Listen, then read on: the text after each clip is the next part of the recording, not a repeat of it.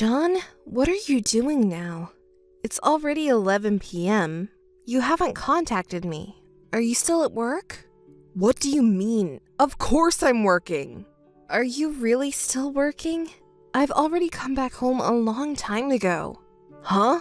It's work. Unlike you, who works in the office, I'm in sales and I have a lot of things to do. Don't interfere all the time. I see. I'm sorry, I just wanted to talk a little bit. But is it difficult because you're still working? I can talk a bit. I see. Even though you're working, thank you. So, what do you want to talk about? Is there something urgent? It's not like something urgent happened, but... Hey, John, do you know how old I am now? What's with the sudden question? Of course I know. You're 2 years younger than me, so you're already 27. Yeah, and it's been 3 years since we started dating, right? Was it? Yes, well, you probably don't remember. No, I remember it clearly. Unlike you, I'm seriously thinking about our future together, John. That's why I contacted you, because I want to talk about our future. Is this going to be one of those conversations? I'm at work right now and I'm really busy. Sorry, but can we talk about this another time? I know you're busy with work, but I'm so worried. What are you worried about? It's really just work, so don't worry so much. Can't you trust me? I want to trust you, but you've said that before and you betrayed me multiple times. It's natural that I can't trust you. Oh, sorry. You're right.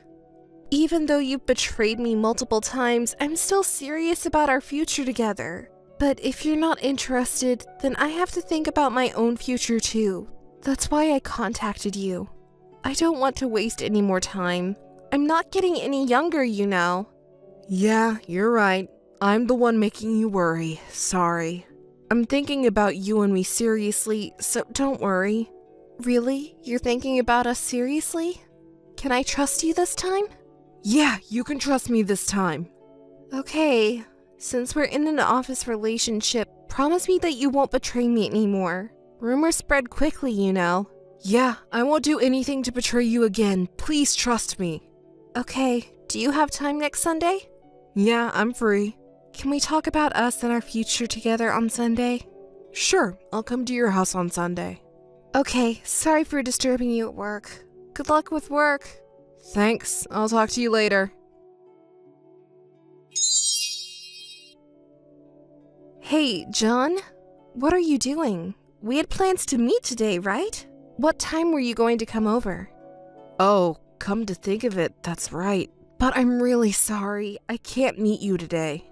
Huh? Why not? Are you feeling sick or something? No, it's not that. Today I was heading towards your house when I happened to run into a high school classmate. We talked for the first time in a while and got carried away. We ended up deciding to go drinking now. Huh? But we promised to talk about our future together today. I'm sorry, I really did plan to meet you. What can you do? We haven't seen each other in years and there's a lot to catch up on. See, it's fine, right? Yeah. If that's the case, I guess it can't be helped. That's my Emily. I knew you would understand. Oh, that reminds me. If it's okay with you, can I come along too? Huh? Where to? Well, I thought since they're your friends, you could introduce me. It's near your nearest station, right? Can I join you now? Well, I'd love to invite you, but it's been a while since we've seen each other, so we have a lot to talk about. I'll introduce you next time we meet. I see. I guess you're right. There'll be a lot to catch up on since it's been a while. Have fun. Thank you. Oh, that reminds me. Since you'll be drinking and getting home late, I'll pick you up. I'd be happy if you could introduce me to your friends then. Huh? No worries, though. I'll be out really late, so I'll use a taxi to get home, so don't worry. Oh, I see. Just to make sure, though, your friend isn't a girl, right? What are you talking about? He's a guy friend. I promised you I wouldn't betray you again last time, remember? Trust me. Oh, I see. That's right, so don't worry about it. I see. I understand. I thought it was a female friend because you were so stubborn about not introducing me to your friends. Last time you gave me a similar excuse, and in the end, you cheated on me, so I thought it was the same thing this time. Was there? Well, this time it's true, so it's okay. I understand. Okay, have fun. John, are you okay now? Huh? What's up? You know Angie, right? Huh? Angie? Yes. Oh, yeah, I know her. She's my ex-girlfriend before I started dating you. Oh, I see. So she's your ex-girlfriend. You're being very honest with me. It's something from the past, so there's no need to hide it. By the way, how did you know about Angie? Why are you so flustered? Want me to tell you why? Your ex-girlfriend contacted me. Huh? Why? And how does she even have your contact info? Don't get mad at me. She contacted me on her own. I'm not mad or anything. I'm just wondering how she knows your contact info. She told me that she heard you were meeting with her recently. While you went to the bathroom, she looked at your phone and took down my contact info. What are you talking about? It's too late to play dumb. I heard everything. Your friend that you met with last time was a girl after all, and to make it worse, she's your ex. No, it's not like that. It's just a coincidence. Didn't you tell me yesterday that you were meeting a guy friend? You're the most untrustworthy person I've ever met, and this is the first time I've been betrayed like this. No, I just didn't want to make you anxious or anything. But anyway, why did Angie contact you? Are you that curious? You're more interested in what she said than the fact that you lied to me and met your ex-girlfriend? It's not like that, but she boldly declared that she will steal you away from me. She's a girl with a pretty straightforward personality. Huh? Did she really say that? Yes, she did, and you seem surprised, but I was even more surprised. Yeah, I guess so. Sorry, she's a bit of a weirdo. Well, she contacted me, your girlfriend, and boldly declared war on me. She must really like you, huh? I don't think it's like that. Anyway, she seems so desperate. I couldn't just ignore her, you know? So I made a promise with her. A promise? About what? It's John's choice whether to choose me or her, right? So I asked her not to do anything weird behind my back and give you the freedom to choose. Well, from the start, I didn't plan on choosing anyone else but you. Then why did you break our promise and meet with your ex-girlfriend? Well, I'm really sorry. Even if you apologize, we still haven't talked about what to do from here, and you're the kind of person who meets with your ex-girlfriend on the day we're supposed to talk. I really don't know what to believe anymore. I really only have eyes for you. I won't ever see her again. John, are you still working? Sorry. Sorry? Today is my birthday, and you said you made a reservation at a restaurant. Will you make it on time for the reservation? It's almost time, but I haven't heard anything, so I got worried and called you. I'm really sorry. I got a new job at the client I visited today, so the president of that client invited me for dinner, and I couldn't refuse it. What? That's awful. It's work. What else can I do? Can't you understand that? I know it's work, and I want to be understanding, but can't you make it later just so we can see each other? It's my birthday today, you know. I know that, but there's nothing I can do about it. I don't know when I'll finish, so I don't think I can make it. I'm really sorry. I see. Thank you for understanding. I have to get ready soon. So I'll make it up to you on another day, okay? Bye. Wait, John, we're not finished talking yet. Hey! Good morning, John. Good morning, Emily. Sorry for not being able to celebrate your birthday yesterday. Thanks to your patience, the business entertainment went really well. The clients were really pleased, and it looks like we can have a good deal from now on. Oh, that's good to hear. So, was the Italian food delicious? Oh, it was really delicious. I'll take you there next time. Oh, you remembered me during the business entertainment. I'm so happy. I'm so happy. Well, I feel sorry for what happened yesterday. By the way, how do you know about the Italian food? Did I tell you about it? No, I haven't heard it from you. Why do you know that? I know you lied to me and met with someone else. What are you talking about? I told you it was a work meeting yesterday. You liar! You promised me you wouldn't meet up with her anymore, but you met up with Angie, didn't you? Well, why did Angie contact you again? That's not it. She kindly uploaded a photo of you two on a date to her social media. She said she wouldn't sneak around, but she was so bold to do this. You looked really happy too. Wait, you don't mean... I'm really disappointed. You broke your promise on girlfriend's birthday just to see your mistress, didn't you? I can't trust you anymore. Being with you is a waste of time. Let's break up. No, wait! It was just a fling! I'm really sorry. I won't betray you again. Please give me another chance. You're so annoying. Everything you've done is your own fault. You cheated on me with your ex on your girlfriend's birthday. What do you mean, give me another chance? I don't even know how many chances I've given you so far. You've ruined all of them yourself. After being betrayed so many times, how can I trust you? Are you stupid or something? You're the worst liar. I'm sorry. I'll really change. Please forgive me. It's impossible. Even after everything, you still don't get it? You're really, really stupid. Anyway, it's really over now. Don't even talk to me at work. Goodbye.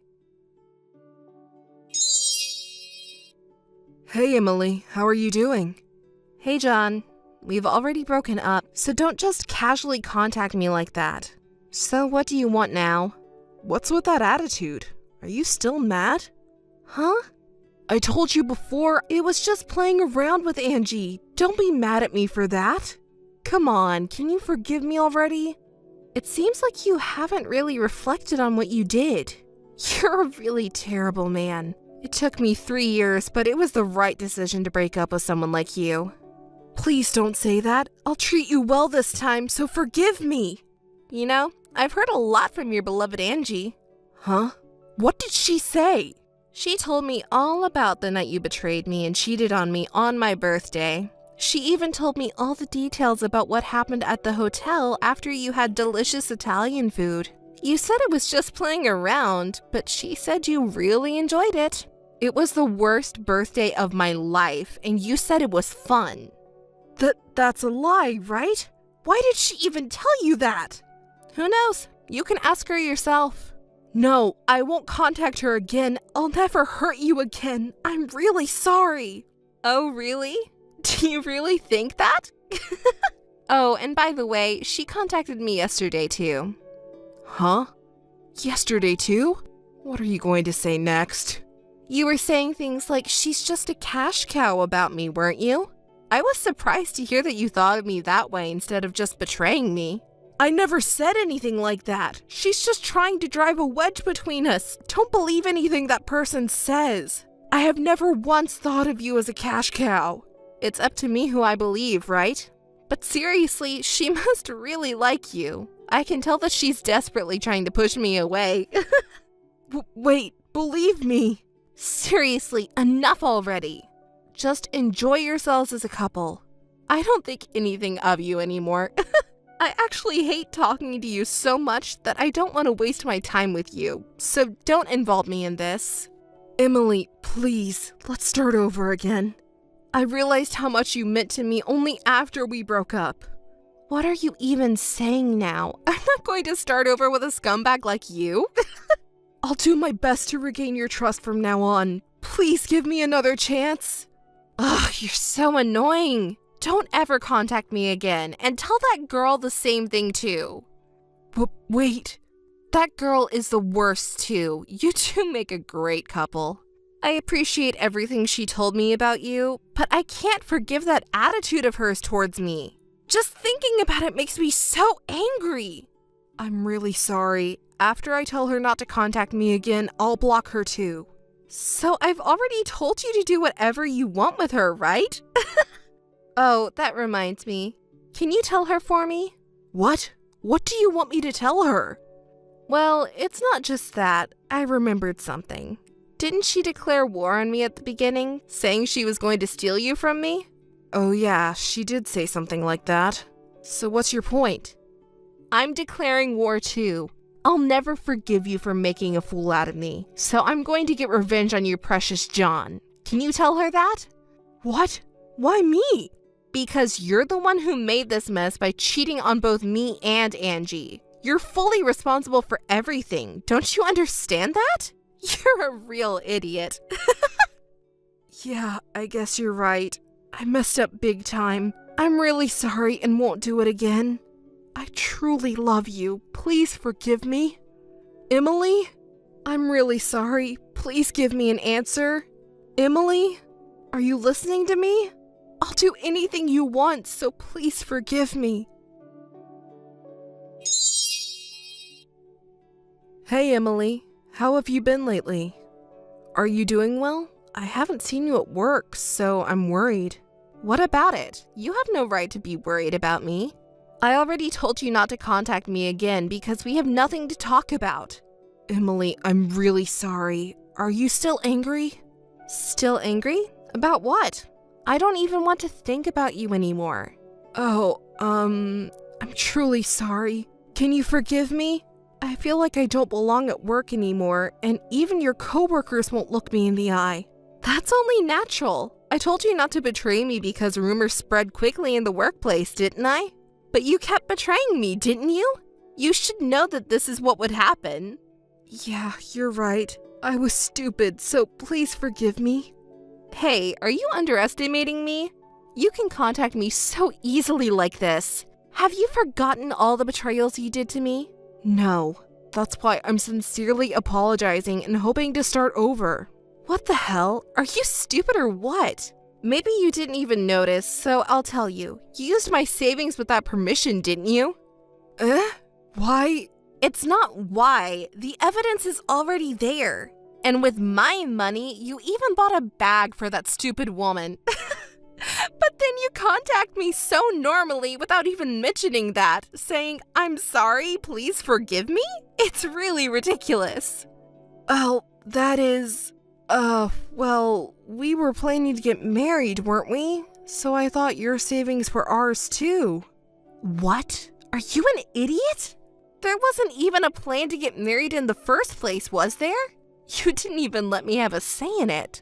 Well, that is... I just missed the right timing to talk about it. I did want to marry you. Missed the timing? Because you were too busy cheating with that stupid woman, right? Oh yeah, I remember now. I was your money tree, right? For a money tree, spending money is everything. No, that's not it. I cut ties with her and wanted to start over with you. I gave her the bag as compensation.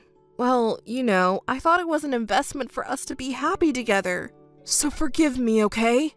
What kind of investment for us to be happy together? Are you seriously that stupid? You lied, cheated, and betrayed me, and even spent my money without permission. There's no way I can forgive you.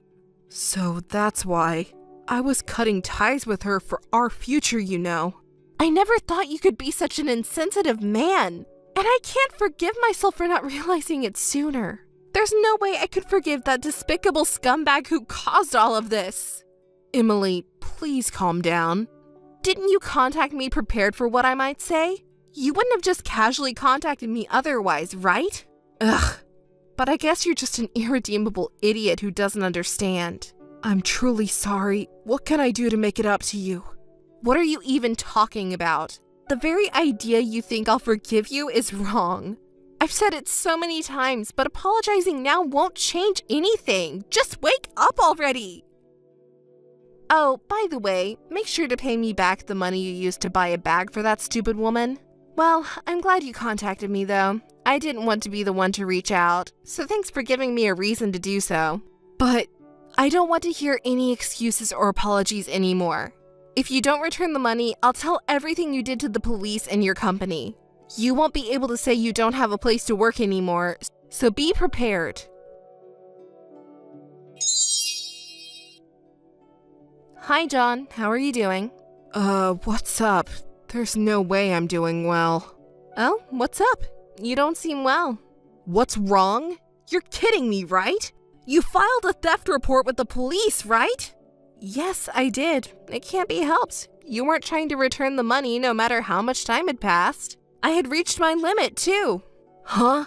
You really did the worst thing because of that? I was detained by the police and questioned until just now. What the hell did you do to me? It's all your fault. Don't take it out on me. You're not in a position to be angry, are you? Ugh, right. Sorry, I got frustrated and took it out on you. Even if you say that to me, I didn't want to contact you, and this was the only way. I'll return the money little by little, so please withdraw the report. You say return so easily. How are you going to return it? You used a considerable amount of money from my savings account, didn't you? It's not an amount you can easily return now, is it? Do you have a plan? Well, there is a way. After we broke up, I found a gold mine. Oh, really? A gold mine? Did you find another woman who is a source of money besides me? That's not what I meant. Well, I can't talk about it in detail, but don't worry about the money. I'll definitely return it, so please withdraw the report. Oh, really? You're talking like I don't know anything, huh? Huh? I know everything about that gold mine of yours. What are you talking about? What do you know? Everything you're doing. You thought you could get away with it without anyone noticing because you're an idiot. Huh? What are you talking about? Well, let me enlighten you. You lied to the company about entertaining clients and have been embezzling company money. You've been buying expensive brand bags for that idiot girl and taking her to fancy restaurants, right? What? You're talking nonsense. It's not nonsense, is it? You're too guilty to deny it. Information is coming in from all over the place. Oh, and there's more. What is it? You've been disguising payments from clients and transferring them to your own fake account, haven't you? What you're doing is embezzlement, a serious crime. What? No, what are you talking about? I'm not doing that. It's not working even if you deny it. It's too bad, but there's solid evidence against you. Huh? Even after we broke up, your reckless spending habits at the company were a topic of gossip, and I heard about it. And you know, I work in the accounting department now. Oh, yeah? So I talked to your immediate superior about your gossip, and your boss has also begun to question your behavior. So the two of us secretly started investigating the flow of money at the company and your money. As expected, various suspicious things came up. We found evidence of inflated business trip expenses and the fake bank account that I mentioned earlier. And once we had gathered some evidence, we reported it to the president and executives. Of course, the president was furious and reported it to the police immediately. So when they have solid evidence, they'll be coming for you. It should be soon. What? The police? I just got back home. The interrogation earlier was because you wouldn't return the money to me. This is about company money, which is a different matter. It's too bad, but it's over for you. All the evidence is there, so you better admit to everything. It can't be true. It's a lie, right? I want to make it clear that I'm not doing this out of revenge or because I feel betrayed. I just did my job. Companies does not exist to satisfy the desires of their employees. I can't just let things like this slide, so please don't hate me. Oh no, the police are here. What should I do? I don't want to get caught. Emily, please help me out. I'm begging you. What are you talking about? Why do I have to help someone like you? We have no relationship, and I'm not foolish enough to help someone who committed a crime. Ask your beloved Angie to help you out. Emily, don't say that. You loved me, didn't you? Love? Did I ever love someone like you? I can't remember. Now it's the exact opposite. It's the worst memory I don't even want to recall. Ugh, please. Give up already. You did everything yourself. Admit your guilt and pay for your mistakes. Start over from scratch. No, my plan. Oh, by the way, make sure to give me back all the money too, okay? You'll regret this. I'll make sure of it. John was taken into custody by the police and forced to admit his guilt after we presented the evidence we had collected.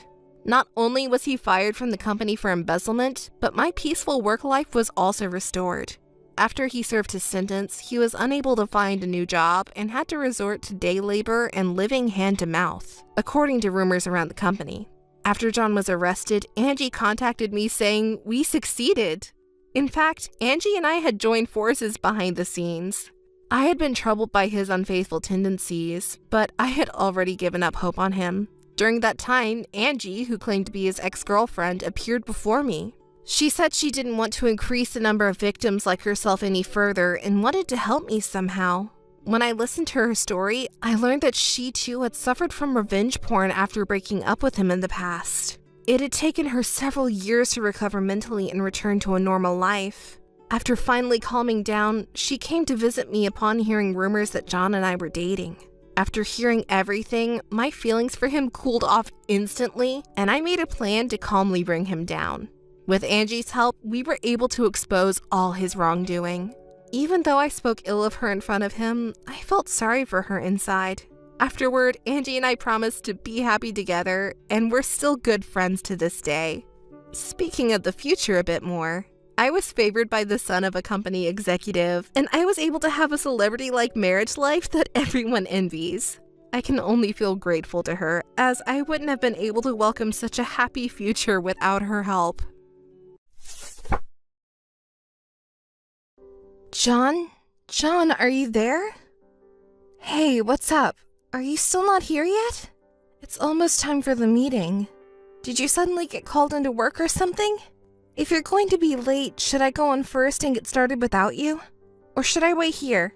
Either way, I need to hear from you right away. Please give me a call. What? John, finally!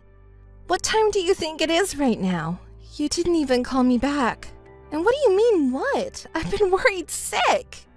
No, you're being persistent. You keep calling me over and over. What do you want? What do you want? I told you we had a meeting at the wedding venue today, didn't I? And what's with that tone? It's kind of making me feel uneasy. Are you angry about something?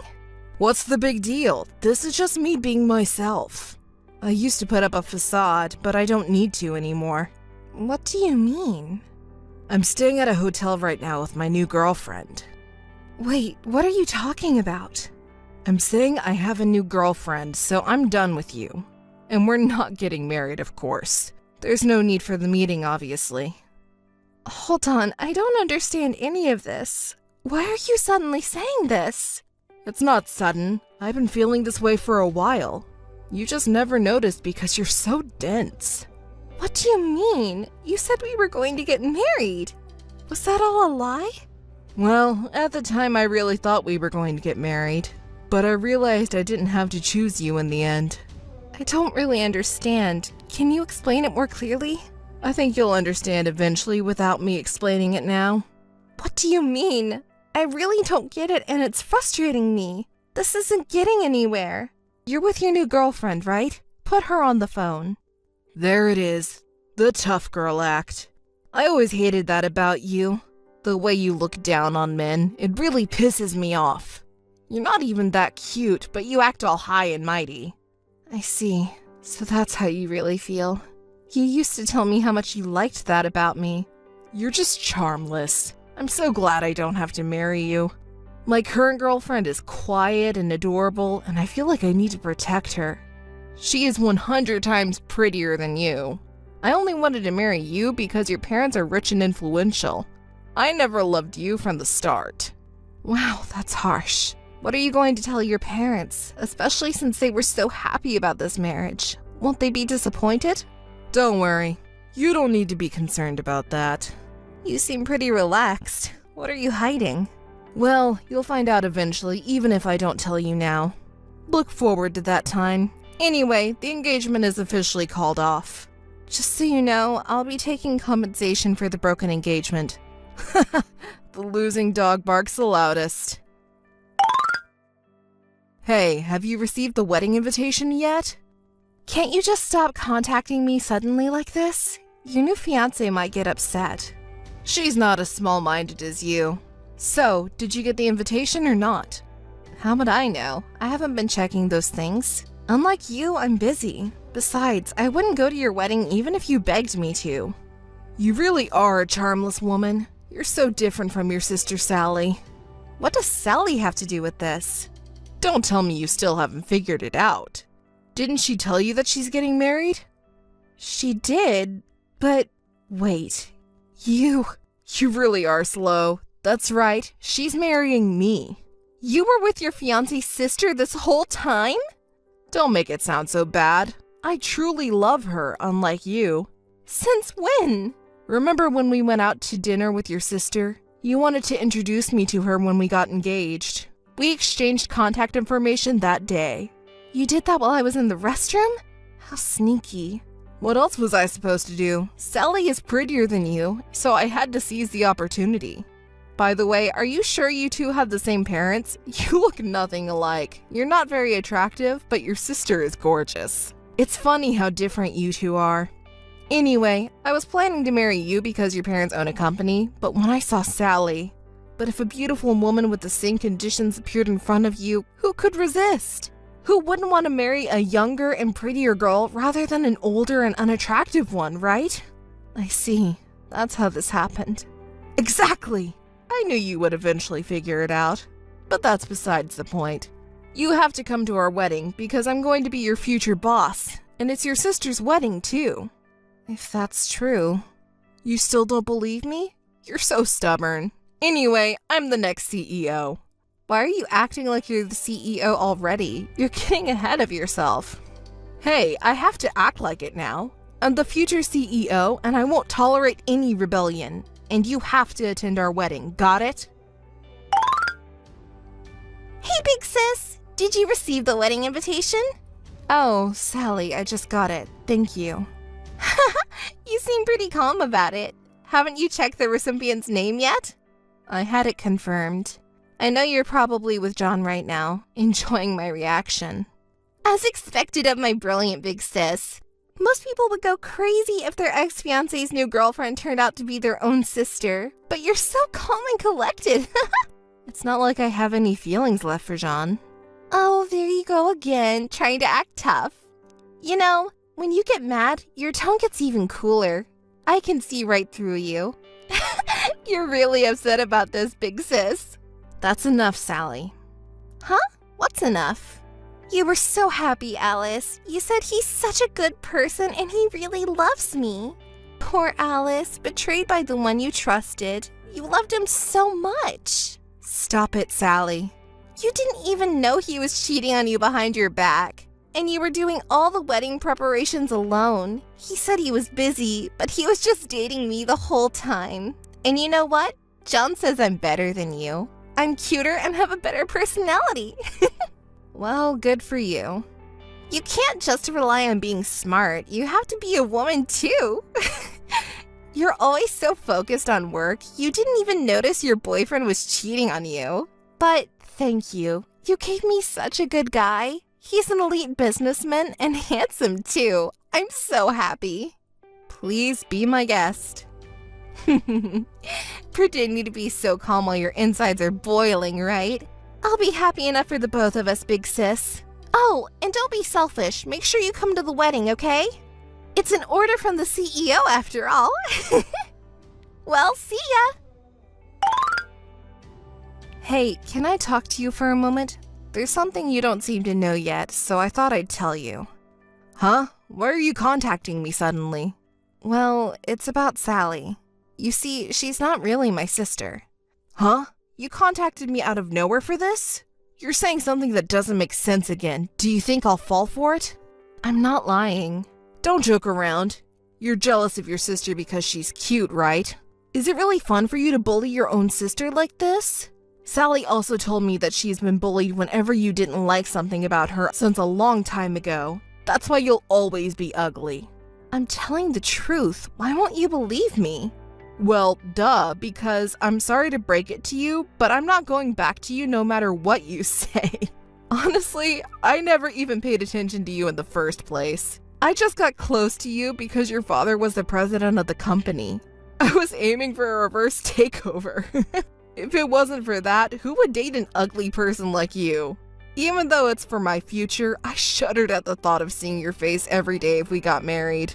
Now, I'm relieved that I don't have to worry about that anymore. Well, sooner or later, once we get married, everything will be mine, and I plan to divorce you with some excuse. I'll take all the assets, too. So, that's your true nature. All the kind words you said to me and the proposal were all for the sake of my father's company. You didn't love me. Sorry, that's how it is. Even if it wasn't you, marrying Sally would have gotten me the company and a cute young wife, killing two birds with one stone. You really are. But unfortunately for you, my parents won't allow that kind of thing. You should keep your sleep talking to yourself. Your parents are totally in favor of Sally and me getting married. What? What do you mean? Have you met them already? No, they have been busy. I haven't had a chance to meet them yet. But Sally says they really like me and are thrilled about us getting married. So you haven't actually met them yet. And that's what Sally says. So what if I haven't met them yet? Stop being so negative. That's not a cute trait of yours. Instead of nitpicking, you should be happy for your sister's marriage. It's because of your attitude that you haven't been able to get married yet. Who are you to say that to me? Nah, I'm the future CEO, so I need to properly educate my incompetent sister-in-law. I'll say it again, stop being selfish and definitely come to the wedding. Don't you want to see your one and only cute little sister in her finest moment? You're heartless. Listen, you have to come. Don't embarrass Sally and me. And anyway, I'm offering to become a part of your family, so be happy about it. You should be thankful for that. Listen, it seems you have some misunderstanding. Even if you and Sally get married, we cannot become a family. Here we go again. I never had a sister to begin with. Not once since I was born. I've always been an only child. So that's just a lie you came up with out of jealousy, right? No, it's not a lie. I'm actually registered as the only daughter of my parents. Do you want me to show you the family register? Or maybe it would be quicker to ask my parents directly. Huh? What? Really? That's a lie! You introduced Sally to me as your sister. I said she was like a little sister to me. Anyway, I was going to explain all of this to you, but you broke off the engagement so quickly, I didn't have a chance to tell you. What are you talking about? Explain! Oh my, you're so impatient. You were the one who interrupted me when I was trying to explain. Just spit it out! Sally is actually my father's sister's daughter. You see, her mother was a terrible woman who embezzled my father's company's money and ran off with another man, leaving Sally behind when she was just a child. My parents felt sorry for her and took her in, and we've been living together ever since. But we never legally adopted her or anything like that, so she's my cousin. No way, that's a lie! Sally called them mom and dad, and she called you big sister, didn't she? You're so gullible and persistent, too. Guys like that aren't popular, you know. What do you mean? Sally was a little girl who missed her mom and cried for her. My mother comforted her and made her feel like she was a part of a real family. So that's why she started calling her mom. But legally, she's just my cousin. No matter how much she calls us mom or dad or big sister, she's not really the daughter or sister. That's ridiculous. So then, what about my plan to marry into money? Ignoring the real daughter, her cousin's husband can't be the CEO, can he? What? That can't be true! You're so persistent. I'm telling the truth, you know.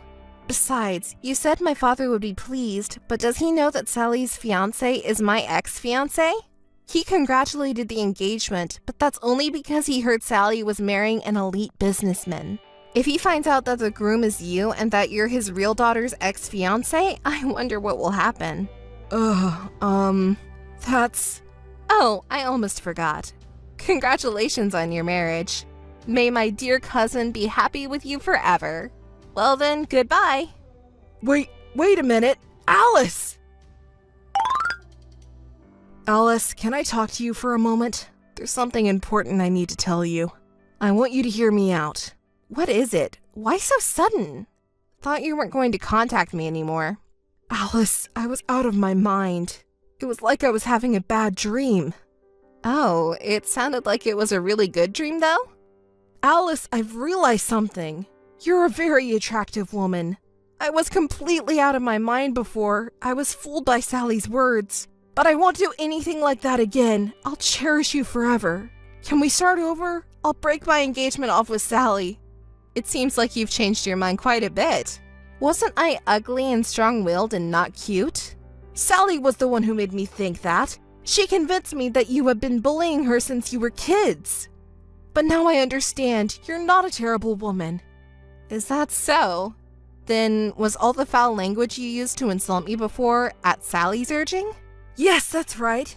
That wasn't my true feelings. I've loved you all along. Hearing that, what did you think I would say? I heard your true feelings from you clearly before, so it's pointless to say anything more. I have no intention of marrying you or talking any further. Please don't contact me again. Goodbye. Alice, wait! Wait for me! Missed calls. Alice, please listen to me! Alice! Alice, hey, please listen to me. This time it's not a bad story for you. You're so persistent. What is it? Alice, listen to me. Sally is planning to take over your father's company. What? What are you talking about? Sally has connection with the mother who abandoned her. She's acting on her mother's orders. She took me away from you, and eventually she wants to make the company hers. I see. Well, she's Sally's mother, so it's not surprising for her to think that way. But why are you telling me this? What are you plotting? Plotting? No, I just want to break up with Sally. Huh? Why? Isn't she the young and pretty girl you wanted? No, that's not it. Don't say mean things and listen to me. Sally, when she found out I wanted to break up, she went crying to her real mother. And her real mother is a really awful woman, you know? Now she's dating some dangerous guy, and he's threatening me. If I don't marry her daughter, he wants me to pay a huge amount of money. And if I can't, he said he'll kill me. It's not a joke anymore. Oh, that's troublesome. And Sally, too. She's really the worst woman ever. She loves luxury and uses my credit card to buy all kinds of brand name, and she's extremely selfish. She's been pretending to be quiet and innocent all this time, fooling me. She doesn't do any housework at all. Even if I tell her to do something, she says she can't do it and makes me do everything. I'm the one who cooks the meals. Even though I make the meals, she complains and makes me redo them because of her selfishness. If I knew she was like this from the beginning, I would have never gotten involved with her. Oh my, that's quite a situation. Auntie hasn't changed a bit since old times, has she? I thought maybe Sally would become more responsible after getting married, but she's never even cleaned her room or helped around the house while she was with us. Well, that really shows how she can relax freely around her loved ones. Isn't that good? No, it's not good at all. Please, Alice. I was really in trouble. I'm not asking you to get back with me or anything, but at least help me break up with Sally. Can't your father do something about it? And please spare me the compensation for breaking off our engagement. I'm already broke. Well. You were saying some pretty audacious things after saying you wouldn't say anything anymore. You want me to help break up with Sally? Don't ask for any compensation? Are you kidding me? It's all you're doing, isn't it? You should deal with it yourself. Don't come crying to the ugly girl you hate. Alice, please. You're the only one I can rely on now. I told you about the company, right? In return, please help me. Please take care of it yourself. Goodbye and good luck. I won't accept any further contact. Wait, Alice, come on! Hey, Alice, are you still mad? Can you help me out a bit? I'll definitely pay you back. Could you lend me some money? I'm beyond being exasperated. It's almost laughable. How can you ask something like that from your ex-fiancé? Please, you're the only one I can rely on now. I'm not your errand girl or anything like that, but fine. Let me tell you something good. Something good? What is it? Remember when my aunt said she was trying to take over the company? It bothered me, so I investigated my aunt and Sally. And you know what? They're borrowing money under your name. What? Borrowing money? Under my name? The amount is outrageous. They spend it on luxury brands and expensive restaurants. It seems like they're out partying every night. That can't be true! I've said it so many times, I never lie. Haven't I always been truthful with you? This is unbelievable. I don't have that kind of money. I don't care if you say that to me. By the way, my parents and I have already made it clear to each payment recipient that we won't shoulder any of the debts. This is too much. Well then, John, I won't be able to help you out at all. Good luck to you. Oh, and I'm going to block you too. Goodbye. I'm sure I will never see you again. Alice, wait! Don't abandon me! Missed calls. Alice! Alice! Please help me! John, who had been bragging about his reverse pawn tactics in the company, became the laughingstock of everyone and felt uncomfortable working there after his engagement was called off, so he quit. His parents and brother came to apologize to me. It turns out his father and brother are police officers, and his mother's a lawyer. They were determined to find John and Sally and arrest them for fraud. By the way, it seems John was disowned. Sally's mother was arrested for fraud after John's parents investigated and found evidence. There were many other crimes, and now she is in prison. After that, neither John nor Sally contacted me. However, according to rumors, he has been running away during the night to escape creditors and his family.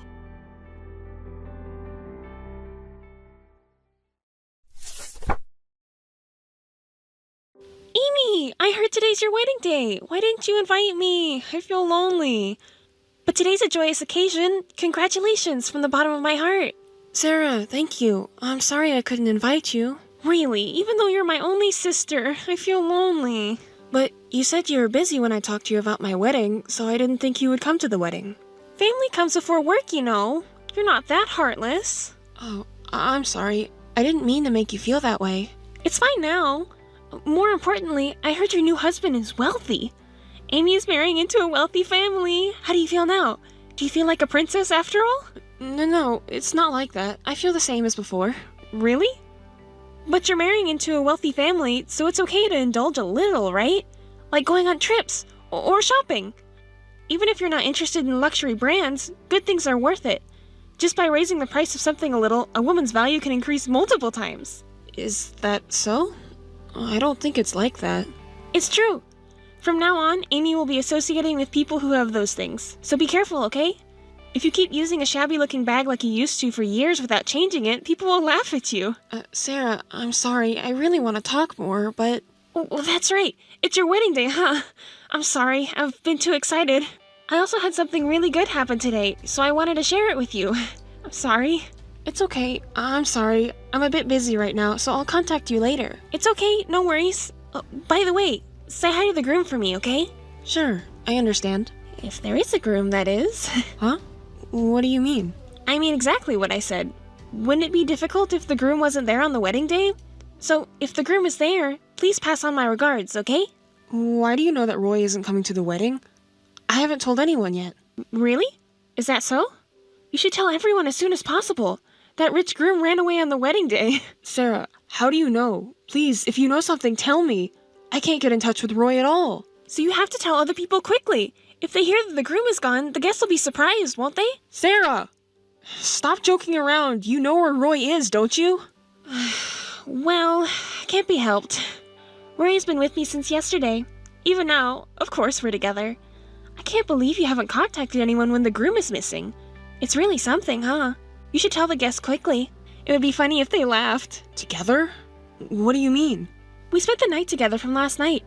I wonder if even someone as oblivious as you can understand. I really didn't notice. Roy and I have been dating for a long time, you know. For a long time? Yeah, for a long time. You didn't seem to notice at all. So, about today's wedding, I'll take your place and have the wedding for you. Huh? What are you talking about? Well, Roy said that he doesn't want to marry you, so I'll do it instead. It would be a waste to cancel. Thank you for preparing the wedding for me and Roy. Wait a minute. I really don't understand what you're saying. Are you trying to take over the wedding? Using the term take over sounds so negative. If we cancel the wedding, it would be inconvenient for the staff and guests, right? They made time for it, and it's not even a funny story that the bride got left by the groom and the wedding got canceled. So, I'm suggesting that I'll be the bride instead and make use of the wedding. I think it's a good proposal, don't you? Sarah, don't say such unreasonable things so easily. I'll take over as the bride and continue with the wedding, so you can go home if you want. Thanks for your hard work. Thank you. I've explained it to Mom and Dad now, and of course, Roy's parents as well. They're angry saying not to do anything absurd or unreasonable. I wonder if Roy can explain it to them as well. It'll be fine. It might not seem that way now, but they'll surely understand that it's true love. Yes, if they see the ceremony, they will understand which one of us is more suitable for the groom. Your parents, his dad, and his mom will all understand. So, please tell them not to worry about it now. What are you talking about? Do you really think something like that could happen? Of course. It's obvious, isn't it? A marriage based on true love is happier than a sham marriage. Besides, Roy is saying the same thing. He wants to marry me. In marriage, the feelings of both people are the most important. Any adult would understand that, right? If you're an adult, you wouldn't do something like this. You should do what's sensible. What you and Roy are doing is ridiculous. Who do you think you are, acting so self-righteous? Enough already. We don't need you, so just disappear already. Get out of here, you nuisance. That's right. I understand your feelings very well. Even if you regret it later, I won't care. Well then, pretending to be tough is cute. Goodbye, big sister. Amy, how are you feeling? Have you bounced back yet? It's shocking. I never thought my sister, who shares the same blood as me, would behave so recklessly. Mom and Dad were ashamed and crying. Besides, I never thought Roy would be that kind of person. I thought he had more common sense. Oh my, did you get hurt that much? Poor thing. Honestly, I never thought you two would be so foolish. But anyway, listen to this. After the wedding, I went to Roy's house. To his house? What for? Of course, to pay my respects. I couldn't see him at all. And then, you know what Roy did? He introduced me as his wife. It was so embarrassing. Isn't it a bit too late? Did you really go to meet Roy's parents? Oh yes, of course. They will be my in-laws, so it's only natural, right? Well, I'm sure they were surprised. Even though they didn't listen to a word I said, they'll understand eventually that Roy and I truly love each other. But the fact that they didn't listen to you makes it seem like they're rejecting you guys, right? Exactly. We're going on our honeymoon from now on. Should we bring you some souvenirs? Honeymoon? Let me guess. It's Alaska, isn't it? Well, obviously. It's the travel destination you chose, right? Alaska, right? We're going to see the Northern Lights, you know. Honestly, I would have preferred Italy or somewhere else. But Roy really wants to see the Northern Lights. He's still like a child. Well, I can't help it if my husband says so. Wait a minute. That wasn't the honeymoon plan we had discussed. What do you mean by that? What do you mean? Amy couldn't get married, so she doesn't need a honeymoon, right? Are you going alone? Don't do something so lonely. So I'll take it. I never said I wanted you to take it. Roy is looking forward to it. We need to prepare for the trip soon, so I might not be able to pay attention to Amy anymore. I'm really sorry. We're so busy. I'll just buy some random sweets for souvenirs. Well then, see you later. Wait a minute! Amy, what do you think you're doing? Oh, you made it back? Good job. What do you mean, made it back? You're the worst! Do you even know what you did? What do you mean? What did I do? Don't play dumb! All the hotels and restaurants in Alaska were canceled. It's because of you. The hotel and restaurant staff told me directly that they received a message from the wife. Ugh, it must have been you. But I didn't cancel those reservations. Look, it's your fault. What do you mean by that? I had a terrible time. Oh, really? That must have been tough. Don't say it like it's someone else's problem. All the hotels were fully booked, and just when I finally found one, Roy's card didn't work, so we couldn't stay anywhere. It's peak season right now, and I booked that hotel 6 months in advance after searching for so long. It's only natural. Didn't you bring any cash in case your card didn't work? I only had a little bit of cash. Isn't that enough? You never know what might happen during a trip, so you should always have some spare money prepared. You never know when something might come up. It's not a laughing matter. The hotel was canceled, so we had to stay in the airport lobby from the first day onwards. Aw, poor thing. But at least you were able to come back. That's good. You managed to somehow buy tickets for a flight with available seats and return home. It must really have been tough. Why did you cancel it in the first place? Were you trying to sabotage us? We had made reservations in mine and Roy's name, so if we couldn't go, it's only natural to cancel, right? Didn't you understand that? It's common sense, isn't it? Common sense, you say? And what about canceling the card? Is that also obvious? That wasn't me. Huh? Didn't Roy tell you? The card he has is in his father's name. He's just using his father's family card as if it was his own. So, isn't it because his father got angry at your unreasonable behavior and removed Roy's rights and made the card unusable? What were you planning to do if something happened to us in a foreign country? Like an accident? Come on, tell me. Isn't it just karma that you took over from our wedding to the honeymoon? Well, it can't be helped. You two did something like that, so you can't even complain if I do such a thing. Huh? Wedding takeover was the best surprise ever! Then, canceling the honeymoon was just payback. I'm glad you enjoyed it. You got to experience something you rarely get to, right? You know, sleeping at the airport, for example. Stop being childish and immature! Just because you lost your fiancé, you're really losing it! Roy made the right decision to break up with someone like you. After all, at work, he won't be able to meet anyone cute, right? Smart people must have looked 20% cuter. Otherwise, there's no way he would date someone ugly like Amy. Amy may be smart in terms of brains. Roy chose me because I'm cuter than Amy. He said so. Even talented people end up getting dumped because they're ugly. Well, anyways, a luxurious life awaits us from now on, right? There's no rule that says you can only go on a honeymoon once, so we can just do it again. Next time, we'll book a fancy hotel and restaurant in Hawaii and do a lot of shopping. We'll have to distribute souvenirs to our friends, too. By the way, what's it to you if Roy and I discuss our future together? Huh? It's none of your business! You're not listening, huh? Roy never says anything inconvenient to himself, so it's better to listen carefully. What's that? Don't you think it's embarrassing to make excuses for losing? Excuses for losing? Who's losing to whom? How are you going to enjoy a luxurious honeymoon life with no job and no savings? I'm looking forward to it. See, it's not an excuse for losing. It's unattractive, you know. If you're frustrated, just say so. Well, for now, just dream of happiness, because you'll eventually face a harsh reality. Stop lying just because you're frustrated, okay? Your personality is really terrible. Oh well, whatever. I've given you a warning just so you know. You should face reality together. Missed call. Missed call. Missed call. Missed call. Hey, Amy, answer your phone! Missed call. Missed call. Missed call. Ugh, you're so annoying. What's up? Didn't you boast so much and then hang up earlier? Isn't it too early to complain? Stop joking around! I can't get into the house! What's going on? House? What do you mean by house? Did you guys have a house? When did you buy it? Huh? Don't play dumb! It's Roy's house! It's the house Roy got from his father! The locks have been changed and I can't get in anymore! It's your doing again, right? Don't blame everything on me. If the locks have been changed, doesn't that mean it's not your house? Are you mistaken about the house? There's no way that's true! Roy also said this is the right house. Did you do something? Mischief in someone else's house is trespassing! Property damage! I'm calling the police! Call them if you want, but they won't help you. What did you say? You must know something after all! Tell me! Why don't you ask Roy? He should have explained it properly from his father, right? From his father? What do you mean? Roy said he doesn't know anything. Huh. It's not that you didn't ask anything, but rather you didn't listen properly to the explanation. Oh well, I'll tell you. That house is a gift from Roy's father. Huh? Then it should be Roy's. Why can't I enter the house? Well, there's a condition attached to the gift for Roy. A condition? Yes. It's based on the premise of Roy marrying me. A gift from Roy's father to Roy with the premise of Roy marrying me. I received a message from Roy's father saying, since it's no longer about my marriage, there's no need to give a gift, so I changed the locks. And he said that he had properly informed Roy about it. I wonder if Roy really doesn't know anything. Could it be that he's pretending not to know?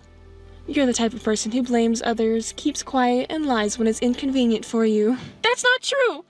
So then, this house doesn't belong to anyone now, right? In that case, give it to us! We're in trouble right now! I don't know about that. Relying on me is too convenient, isn't it? Well, I'm not relying on you. I'm just making a general suggestion. If someone is in trouble, you should help them. Do you have no conscience? Is that line coming from someone who stole someone else's fiancé and hijacked their wedding? Normal people don't do such things. But that's not relevant now, is it? Why is it not relevant? It's all because of your problematic behavior. Everything that happened is because of your selfish actions. No one will help you now, you know. Normal people would understand, don't you think? But no one is living there now, right? It wouldn't hurt to let us stay there for a little while. No one is living there, but that house is mine, so absolutely not. Huh? Why is it Amy's house? Well, you see, it's because his father told me to take it as compensation. I received it because I thought the location was good and the land would sell for a high price. His father said it was okay to sell it if I didn't want to live there. Of course, if you want to live there, you're free to do so. That's why I left all your furniture, appliances, and clothes outside as trash. If you don't want them to be collected, you better take them away quickly. They're in the way. What? Hey, why did you do such a thing? Those are really outside, aren't they? Do you have any idea how much it costs to furnish this furniture? Well then, who did pay for them? Did you go into debt or something? Even if you have a loan, be careful. If you don't have a way to repay it, you could end up filing for bankruptcy. We went to so much trouble to furnish our home as newlyweds, and you can just easily throw it away like this? If someone else's belongings were randomly placed in your house, wouldn't you also discard them? It wasn't even worth much. Oh, and by the way, I looked at the decorations on the furniture. They're fake, you know. They're the kind of items you can buy at a regular department store. They're not suitable for newlyweds. Did you even check properly? Huh? Well, those furniture pieces were purchased from an online auction, and the description said they were antiques and valuable, which is why the price was high. It must have been a lie, right? Anyone can tell that they're fake. Why don't you try getting them appraised just to confirm? Well, but anyway, since it's just something to throw away, it doesn't really matter if they're fake. But it's not like you should throw away other appliances and clothes too, right? At least you could send them back to our parents' house or something so that you won't be cursed or anything, right? Oh, I already sent them back. Huh?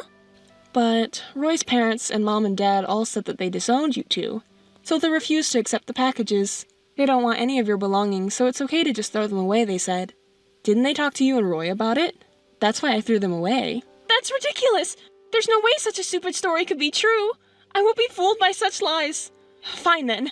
I'll go talk to them directly. I'll expose your lies and terrible behavior. If you want to expose it, go ahead. I just did what I was told to do. But just so you know, it was our parents and Roy's parents who said that they would disown you, so try not to cause too much trouble and inconvenience for them, okay? Good luck then. Amy, help us! We messed up! We don't know what to do anymore! Please! You're the only one we can rely on now! Well, well. To think you'd come running to me with such lies. Whenever you call me big sister, it's usually when you're trying to push your troubles onto me. I've known that since we were kids, you know. So, what happened? I'll listen just because it sounds interesting. What do you mean, interesting? Roy's parents and our own parents won't listen to us at all, even though they welcomed us at the wedding. No one welcomed you two, or gave you two their blessings. But if they understood that we were serious, they should naturally help us as parents, right? As parents, they just wanted to cut ties quickly with their daughter and son who did such unreasonable things. That's not all! Roy's father removed Roy's name from the company's roster. He said you're no longer an employee here, and of course there's no promise for Roy to become the next CEO. He was even told to never show his face again. Oh my, how pitiful. How is Roy doing? He's devastated. He said he can't do anything because it's what his dad said, and he's in despair. It would be nice if he could at least argue back a little. It's impossible. Roy can't do something like that. He's always been dependent on his father. He can't rebel against him. But even so, don't you think it's unnecessary for his father to suddenly remove him from the company's roster? He's his own son. Wasn't he embarrassed because he's his own son? He neglected the woman he was dating seriously and selfishly married her sister as if it wasn't an affair. Of course his father would be angry. If he had intended to have a proper relationship in marriage, he should have respected etiquette and order. Roy's parents, as well as our parents, hate anything that goes against common sense, you know. Can't your capable husband-to-be do something about it from now on? I thought you would understand! Why did you think I would understand? Well, you're talking about true love and all that. What you did was steal our wedding and even tried to steal our honeymoon, right? Where's the true love in that? Wake up already. Even Roy. Isn't he planning to establish his own company? It's not the time to mope around like this, right? Is that so? Yes, it is. That's why I was trying to resign from my current job to support him. Oh, I see. Why didn't Roy tell me about it? Establishing his own company means he'll practically be the president. Did he feel too embarrassed to say it out loud? Was he trying to surprise me in secret, maybe? Oh my gosh, Amy! You shouldn't have spilled the beans like that! I really envy your personality, though. Well, then again, you should support Roy on my behalf. Of course! As the wife of the president, it's only natural for me to support Roy properly. I'm sure Roy would be better off getting support from me than from you. Oh, that's right. Roy doesn't need my help after all, because you're way cuter than me after all. Oh my! Of course, right? Wait a moment. It seems Roy has something to say. Alright, go ahead. Sis? Calling me like that again? What's wrong, Miss Future President? Well, you see, Roy is saying that without Amy's connections and sales skills, the company cannot operate. So he wants your help. I definitely don't want to do it, you know. Please tell him that. Oh, please! I've never done sales before. But since you worked with Roy, you know how it's done, right? You were engaged before, so please help him out. I see. As my ex-fiancé, right? He cheated with my sister, ran away on our wedding day, took over the wedding with my sister, went on a honeymoon without me, got disowned by his father, and got fired from the company. Could you tell my ex-fiancé this message for me? Absolutely not. I decline. Please, Amy! We'll offer you a high salary. We'll support you properly, too, and we'll even help you find a new person, right? We'll throw parties and events for you, Amy, right? Please. Sarah, I'm sorry, but I'm too busy starting my own company, so I apologize. Huh? You're starting a company? Amy is? Yes, that's right. But starting a company is tough. I'm busy and overwhelmed even now. I could use all the help I can get. If it weren't for Roy's father helping me, it would have been even harder. I really need to express my gratitude to Roy's father. Huh? Roy's father? Why is he helping with your company? Why? He told me himself. So, maybe you should ask him why. Oh, but didn't Roy get fired and told not to show his face again? And you couldn't even get a word in edgewise. So I guess you can't ask him. Too bad, huh? Why? Why is he helping with your company when Roy got fired? It doesn't make sense, right? But Roy is also starting a company, right? If you support him, it should be fine, right? So it's no big deal. With no backing from his father and no network or sales skills, how much can you really achieve? Isn't it exciting, right, Miss CEO? Hey, wait. So, can't you at least try to return that card to its original state? We're asking help from you. Please, we don't even have a place to live. Please, Amy. It's your cute little sister asking. Do you really think those words will work? Just because Roy's company is struggling, does that mean you should rely on others? Stop making fun of me! I've never had a proper job in my life! There's no way I could provide support. You won't know unless you try, right? If you work hard, I'm sure everyone will understand. You're supposed to be connected by true love. So, even if it seems hopeless, support each other firmly, okay, Miss CEO? I'm sorry. Please stop. I'll apologize. I'm really sorry. Please help me. Please, I beg you. I can't reach Mom or Dad at all since earlier. I've really been disowned. So, you're the only person I can rely on now. Please, I beg you. You don't need someone like me, right? You don't need me because you two framed me, right? Bowing down to a woman like me now, you must be out of your mind. Do you think I'll forgive what you've done just like that? That's why I'm apologizing, see? I have nowhere to live, please. At least lend me a place to stay. If you find a smaller house that's enough for both of us to live in, I'll move out, okay? Right? Well, actually the house has already been decided for sale. Because it will soon be taken out of my hands, it's impossible now. If you want to live somewhere, you should look for a cheap apartment that you can afford with your savings. What? You're planning to sell it already? This magnificent mansion? Think it over, Amy. Sure, it's a splendid and beautiful house, but it's too big for just me to live in. It's always best to choose something that fits your own size. If you reach too high, you'll eventually suffer the consequences. Stop with the preaching already! Help us, won't you? Help us? You're quite high and mighty, Sarah. Oh, no. That's not it. I made a mistake just now. I'm sorry. How many times do I have to say it, Sarah? Do you really think your apology would reach me now? I will never forgive you, or have any intention of helping you. I've realized very well through this incident how much I hate you and Roy. So, please don't contact me unnecessarily anymore. I'll cut ties with you, just like Dad and Mom. That's not fair! Please help me, you're my big sister, right? I can't see you as family anymore. As of today, you're not my sister, and I'm not your sister. Goodbye. That's all from me. That's not fair to say! I apologize for everything so far, it's my fault, I'm really sorry. I'm truly reflecting on my actions. Hey, can we meet and talk once? I'll treat you to a delicious Italian restaurant. I know a great place.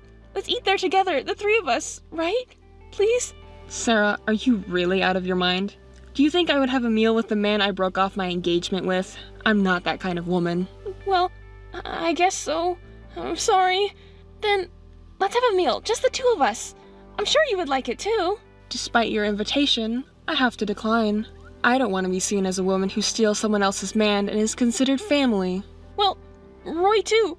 He's really sorry. He wants to apologize to you right away. He must have had a change of heart. I don't care. Such a man doesn't matter to me. He has no home, no money, no job. He has no redeeming qualities. He's just someone who relies on his parents and leaves everything to others. I don't want to associate with you anymore. So, I want you to tell Roy too that we're strangers now. Don't ever contact me again. If you do, I'll hire a lawyer and make sure you receive appropriate punishment. Big sister, please. I'm sorry, I'm no longer your sister. That's why I have no intention of helping you. Well then, the two of you can work together and take care of yourselves. Goodbye. Amy, wait, please. Amy!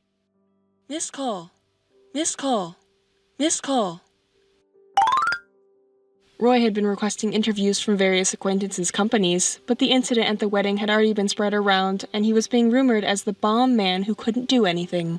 As a result, he was rejected by all the companies he applied to. For a while, they managed to make a living by selling clothes and bags, but that too reached its limit, and they ended up working part-time as building cleaners together. One day, a new cleaner came to greet me at my company, and to my surprise, it was Roy and Sarah. It turned out they were working part-time at a company that had been subcontracted for cleaning.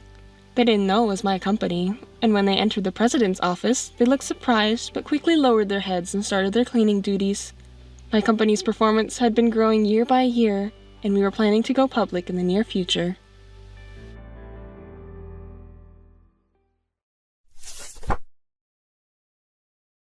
Hey, hold on! What are you doing? What do you mean? It's not like, what do you mean? Hurry up and open the door! You're the one who should be explaining yourself. You should know best how this happened. What were you doing with my boyfriend in my bedroom? What do you mean? It's obvious, isn't it? I was getting cozy with your boyfriend. I didn't think you'd come back so soon. Huh? You really have no shame calmly admitting it like that. You stole your best friend's boyfriend, didn't you? Don't you have anything else to say? I haven't done anything wrong, have I? There's nothing in particular to say to you, though. What? Don't act all nonchalant. Anyway, that's not important right now, so just open the door already. Let me use the bathroom. It's not unimportant at all. And if you open the door, you'll just run away. I won't run away. I really just need to use the bathroom. Well, hold on a little longer. I actually contacted your boyfriend David just now. He seemed quite shaken, but he's coming to my place now. So just wait quietly until then. Huh? Why are you calling David? He's not involved in this, right?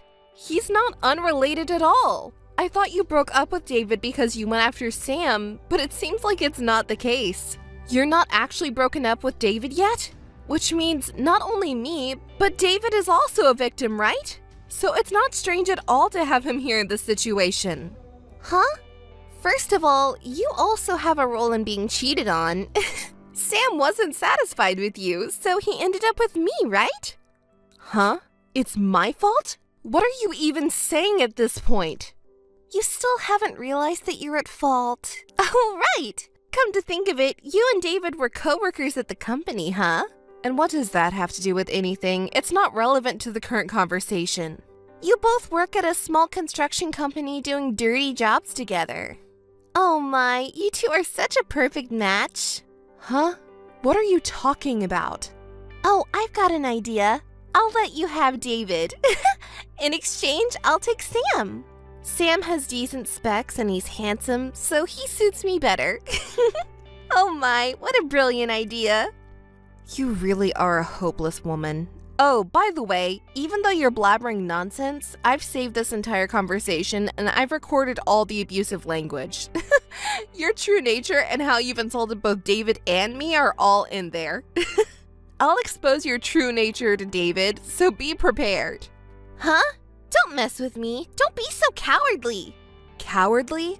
It's not fair for someone like you who stole her best friend's boyfriend and betrayed her own boyfriend to call me cowardly. Especially coming from a despicable woman who doesn't even apologize, but instead shamelessly defends herself. You're so noisy. I feel sorry for Sam for dating a plain-looking girl like you. If I'm just a little nice to him, he seems to fall in love with me right away. So I'm not to blame, right? He must have been really fed up with you. You're such a... You don't even think it's terrible to steal your best friend's boyfriend? I don't think anything of it. In the first place, I didn't like that you managed to catch a better guy than me, so I wanted to snatch him away. Huh? You really are stupid. You cheat on someone and then have the nerve to not even apologize and just act like nothing happened. You're truly the worst. I can't believe I was friends with someone like you for so long. Well, for now, stay there for a while. Huh? Open it! Have you reflected on your actions at all? Huh? I told you I haven't done anything wrong, so there's nothing to reflect on. Just open it already. I need to go to the bathroom. I don't know your circumstances. Oh, David just came by. Huh? Not that, David. There's a misunderstanding here.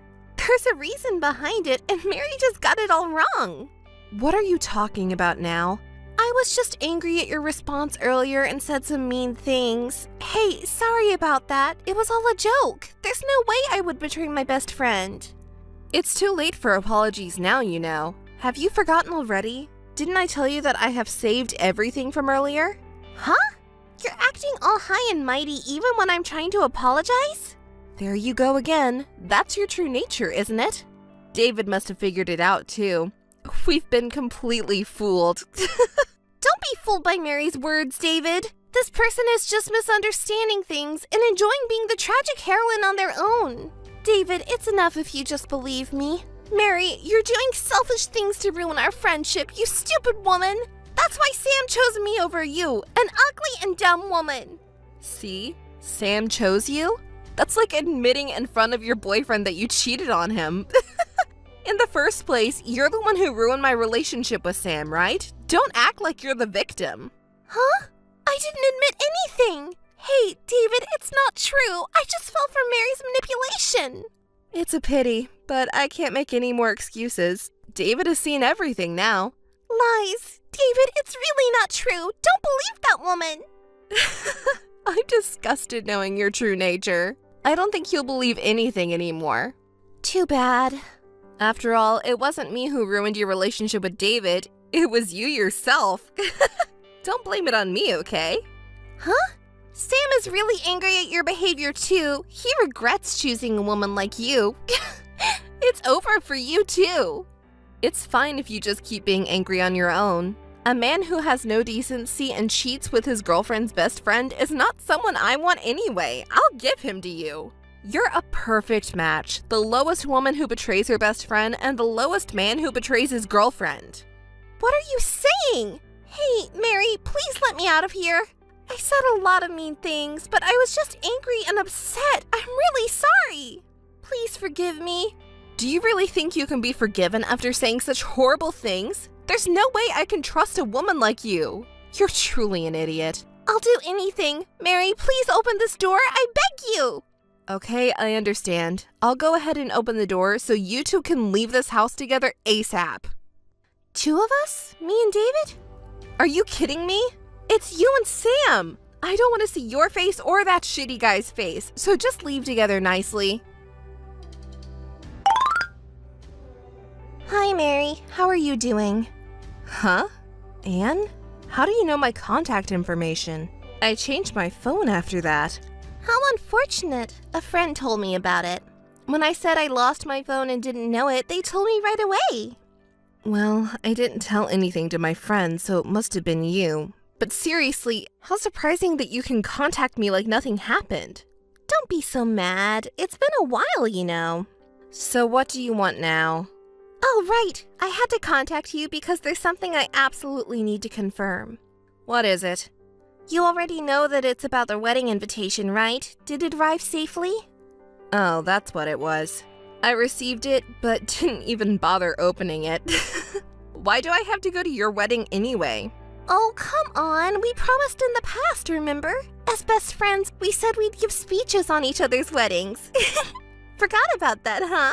Oh, we did talk about that back when we were still friends, but now we're nothing but strangers to each other, so there's no need for me to do that. Besides, I don't even want to see your faces, so there's no way I'm going. Hey, don't say such cold things, please. I think only Mary can give the speech, so please, pretty please. What? Are you seriously out of your mind? You haven't forgotten what happened between us.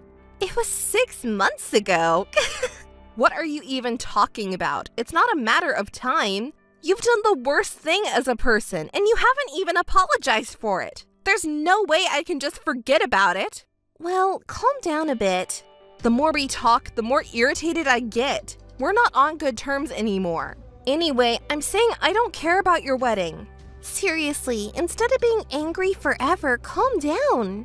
I want you to come to the wedding because it's going to be super luxurious just for your sake. For my sake? What do you mean? I'll share enough happiness with you to forget all the unpleasant things. You probably haven't had a boyfriend since then and have been living dark days, right? It's none of your business how I live my life. Because we used to be best friends, I'm just worried about you. You should be grateful for my kindness. You're really living in a fantasy world, huh? After what happened between us, you have the nerve to contact me so casually. You really have some guts, huh? Betraying your best friend and sleeping with her boyfriend after all. Am I being praised? Anyway, just make sure to come to the wedding and prepare an amazing speech, okay? Oh, and please bring a proper wedding gift too. Got it? If you're going to say that much, I'll attend. I'll prepare the best speech, so look forward to it. Well then, see you on the big day. Hi, Mary. Thanks for coming to the wedding. Have you arrived at the venue already? Oh, Anne, I was just about to contact you. I've arrived at the venue, but I can't find my seat. I checked the seating chart, but my name wasn't on it, and the receptionist didn't seem to know either. I asked the staff to confirm it with the bride and groom. Did you hear anything about it? Oh, that thing.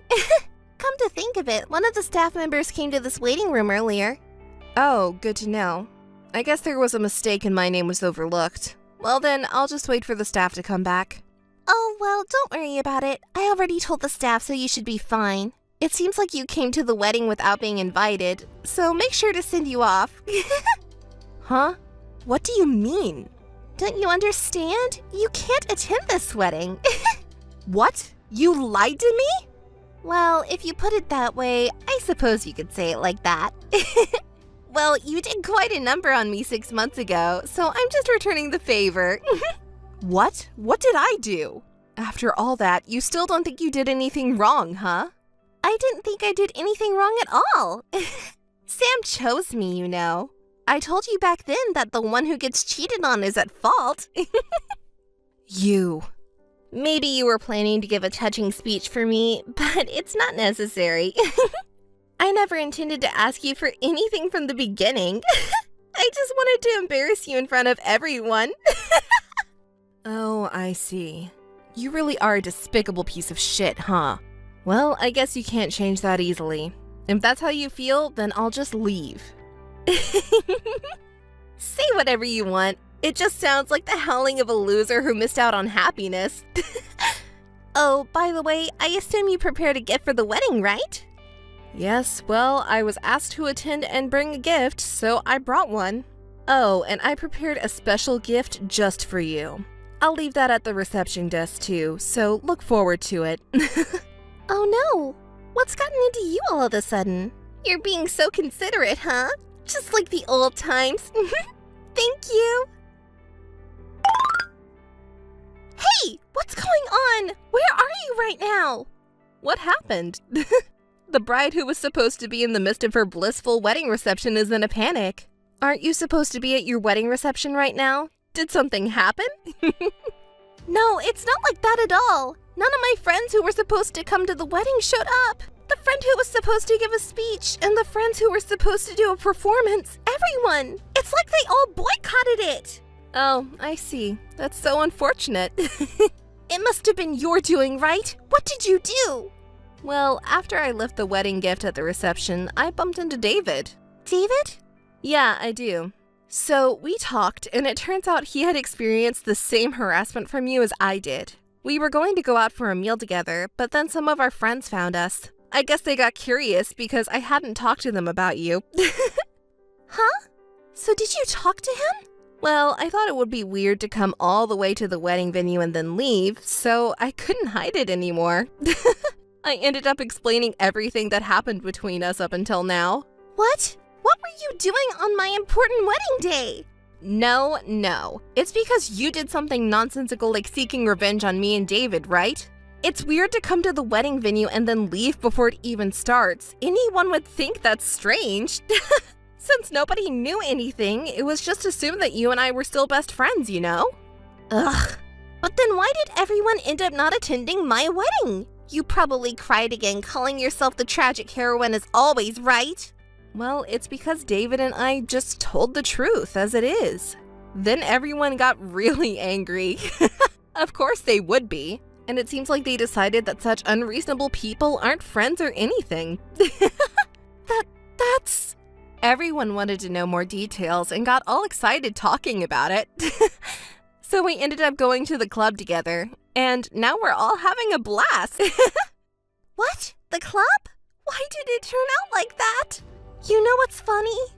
Yeah, everyone seemed to be fed up with you guys and thought they didn't need to attend the wedding. Too bad. Don't blame me and David. You invited us to the wedding, and that's why this happened. I never expected things to turn out like this. Well, it's no surprise considering how you always act without thinking ahead, you fool. Oh, by the way, did you receive the congratulatory gift? I told the reception staff it was a message from friends who couldn't attend the wedding and asked them to play it at the most exciting moment. I was curious if they played it for you. Well, there you go. I was actually planning to tell you about it. What on earth were you thinking? Oh, that reaction. So they did play it for you, huh? Whether you received it or not, it started playing during the ceremony without my consent. And it turned the whole wedding into a funeral with everyone giving me cold stares like I'm some kind of villain. It was a disaster. You really did the worst thing, didn't you? Oh, was it about that? How funny. You're acting like you didn't know. I'm sure I received congratulatory messages from everyone to pass on. When did you switch them, I wonder? Pretending not to know won't work. I knew right away it was you or David. So you two were in cahoots from the beginning. Well, it doesn't matter anyway. Even today, when I happened to run into you, I found out you did the same thing to Sam. It's all lies! You teamed up to get revenge on me and Sam, didn't you? Revenge? We wouldn't do something so stupid. It was just a coincidence that the messages got mixed up, that's all. It's not a coincidence at all! You messed up while passing them out. Sorry it turned into such a surprise for you. But it was a great opportunity to reveal your true colors to all your relatives, wasn't it? Don't joke around. I'll never forgive you. Well, it's a happy day today. Don't be so uptight. Oh, speaking of happy news, let me tell you something good. What do you mean? Just now, I received a call from the company. I don't care about your company. Listen to the end. Actually, David won a prestigious architecture design award overseas. Isn't that amazing? What? David did? Yes, he did. The guy you used to belittle for working at a small architecture firm is now famous. Everyone at your wedding forgot all about you and is celebrating at my congratulatory party for David and him. I'm grateful that you created an opportunity for everyone to gather. Why would you both treat me so horribly? Today was supposed to be the happiest day of my life. Even at this point, you're still saying such things. I think the actions taken by your friends speak volumes, but you just don't seem to get it. Well, you can keep playing the tragic heroine forever. Just try not to alienate Sam too, okay? I'm busy with a congratulatory party, so, well... Wait a minute! Hey, Mary? What? Do you still have something to say to me? No, not really. Well, you see, I wanted to apologize properly to you and David. Huh? What are you talking about now? It's too late for that. I know it's too late, but I really want to apologize and clear up misunderstandings. Misunderstandings, huh? There's not a single misunderstanding between us. Everything that happened between us is a fact. I can't bring myself to talk to someone like you, though. Please, just listen to me, even for just a moment. What are you talking about? Have you forgotten all the things you did to us? I haven't forgotten, I know. I'm really sorry for what happened back then, I truly am. Well, to be honest, it's really bothersome. So what is it that you want to say in the end? Well, you see, I actually want to make up with you and get back with David. Huh? I don't understand what you're saying. The thing is, this marriage seems to be falling apart. Oh, really? It's only been a few days. What a pity. Can you at least listen to me? Even if I say no, you keep talking on your own. Yeah, sorry about that. Because of the recording you played at the wedding, my parents found out that our marriage was based on cheating. Oh, your parents didn't know either, huh? They probably never imagined that you would steal someone from your best friend. Yeah, we didn't go into details. As a result, we had to return the gifts, and we can't rely on support from our parents anymore. Wow, that sounds tough. But it's all your own responsibility, isn't it? You should figure it out on your own. Even if we make up, it won't solve the money problem. And to be honest, I have no intention of making up or helping you. It's because of that things didn't work out with Sam anymore. So I thought about breaking up with Sam and starting over with David. Well, that's a convenient story. There's no way David would accept that, right? Do you even realize how awful you've been to him? I know. That's why I want to apologize properly. I heard he won a famous design award and got a cash prize, right? If he comes back to me, I'll be able to live comfortably in the future. What? So you're trying to get back with David for money? You used to make fun of him so much, and now you're suddenly turning the tables. You're truly a despicable woman. Hey, please! You're close with David, right? So help me out! What are you talking about? Why should I help you of all people? It's not just David. I've also been through a lot of terrible things. I truly regret what I did to you guys from the bottom of my heart. If you really thought that way, I don't think you'd use David's prize money as a way to get back with him. Well, that's... You're full of unexpected thoughts, aren't you? Oh, by the way, there's something I wanted to ask you. What? You know, when you betrayed me, that day you and Sam got kicked out of the house, right? Yeah, After that, Sam contacted me saying he wanted to come home and collect his belongings. Of course, I didn't want to see him, so I made sure I was out of the house during that time. I got a message saying he was done, so when I returned home, not only Sam's things, but even some of my other belongings were missing. Do you know why? I assume you were with him, right? Huh? What do you mean? He asked me to help him pack his things, so I went with him, but I didn't touch any of your stuff. I don't know anything about it. Oh, really? That's interesting. Well then, why are my things missing? Since you guys came after that, I can't think of any other explanation. I don't know about it. Maybe Sam took them without telling you? But it's strange, you know? What's strange? I'm telling you, I really don't know anything. Do you really not know? But I have evidence here. Huh? Evidence? Yes, you see, on the day of your wedding, when I was supposed to attend the ceremony as a friend, I saw you at the club instead. At that time, my friend told me that they took a commemorative photo before entering the venue, and they showed it to me. I was shocked when I saw that photo. Huh? The accessory you were wearing was exactly the same as the one I lost. Isn't that strange? You keep saying you don't know anything, but the person who shouldn't know is wearing it. Oh, that thing. I just borrowed it for a little while, you know? Come on, we're friends. Huh? Our friendship ended on the day you betrayed me. Don't joke around. I'll return it, so don't be mad, okay? It's not about returning it or not. You know, you have a habit of stealing other people's boyfriends and stealing things from people's homes without permission, don't you? I never knew that until now. That's why I said I only borrowed it. I'll return Sam to you too. You're stupid. There's no way I would use something you used.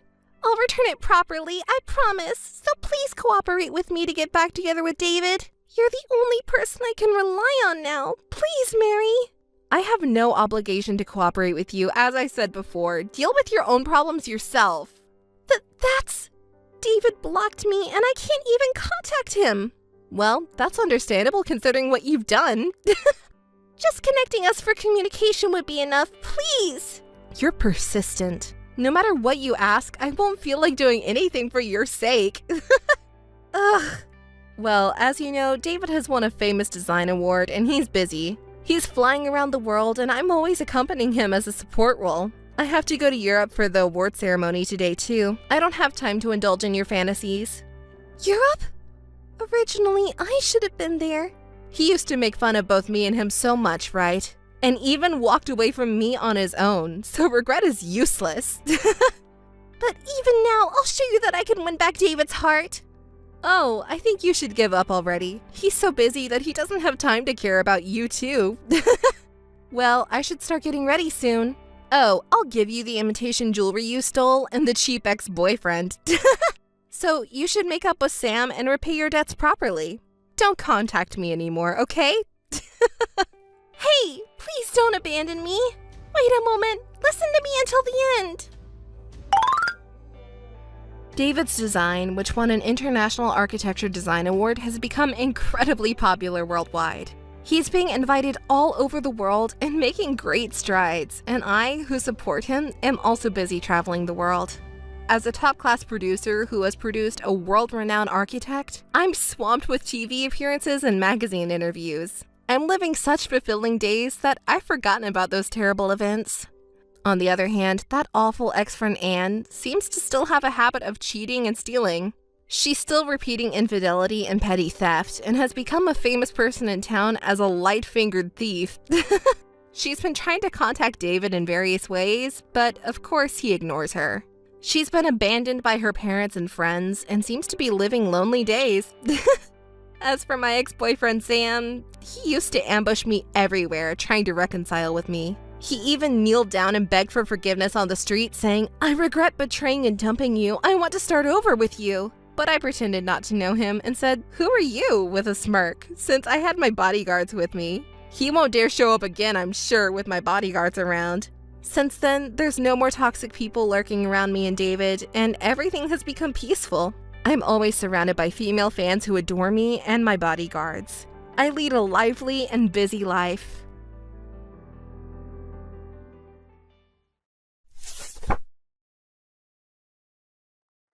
Thank you for your help yesterday, Maria. You're welcome, Jenny. So, how did it go with that guy you went out with yesterday? Maria, I'm sorry. Didn't go well? He was a nice person, but You guys are about the same age and he's a good catch. I thought you were perfect for each other. it didn't feel right. Ugh. I'll be late getting married if it goes on like this. That's impossible. Even I got married. You are more beautiful and nicer than me. So you'll marry a better man than my husband. No, I can't. It's impossible for me to meet a nice person. Hey, calm down, Jenny. You'll be fine. It always doesn't work out, and it will be the same. That's not true. Well, what didn't you like about that man yesterday? He was tall, but maybe you didn't like his appearance.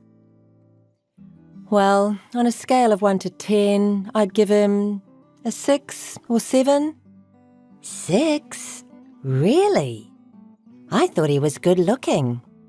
How about his income? You've wanted to be a housewife, right?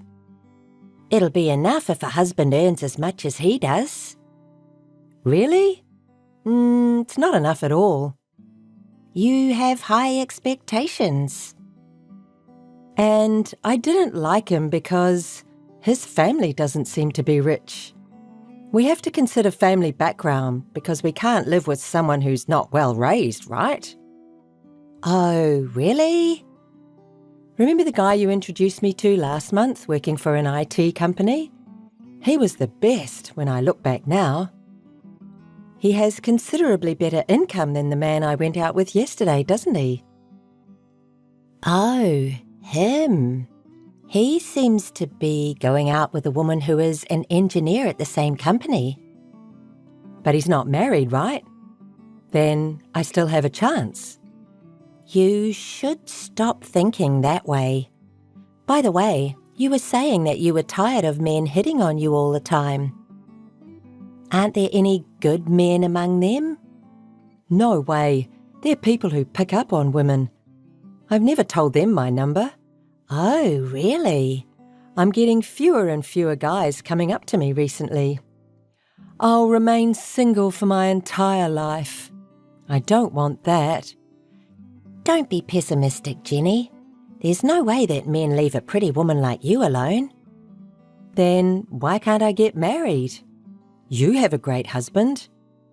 You met him at the party which we attended together, didn't you? That's right, you knew him, right? When you were single, we often went to parties together. Yes, I remember. You helped me meet him and get married.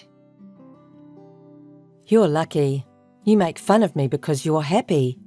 Hey, why do you say such a thing? I'm not making fun of you. I would never do such a thing to my friend. Sorry, I just thought it was unfair. Don't be mad, I was just jealous. You and your husband have good chemistry, right? Yes, I'd say my life is very peaceful now. Speaking of your husband, I've never had a long talk with him. If I remember correctly, he's a quiet person, but... What's he like? At first, I thought he was low-key, but after we started dating, I found out that he was very kind and he listens to whatever I say. Whatever you say? He's such a good husband. I see. He was a good man. Jenny, cheer up. You can marry a good man for sure. I'm fine, thanks to you, Maria. Okay then, I'll text you again later. Bye. Good morning, Maria. Good morning. You're up early. What's up? I heard you've been going to parties every week since then. I'm sorry for not being able to introduce anyone. No problem, or rather, thank you. What? I didn't do anything to be appreciated. In fact, I have something to tell you. I'm getting married. I'll be a housewife just like I've been dreaming of. What? Really? That's great. You can't believe it. You thought I can't get married, haven't you? No way. It's been only 2 months since you texted me last time. I didn't imagine that you would get married in just 2 months. I'm surprised. That's my Jenny. Congratulations. But we can't get married right away. Why? You're engaged, right? Yes, but he's married. What? We can't get married unless his current wife divorces him. Are you having an immoral relationship? You should stop it. Why? He says he's going to marry me. I'm confident enough to steal him. Even so, you shouldn't do it.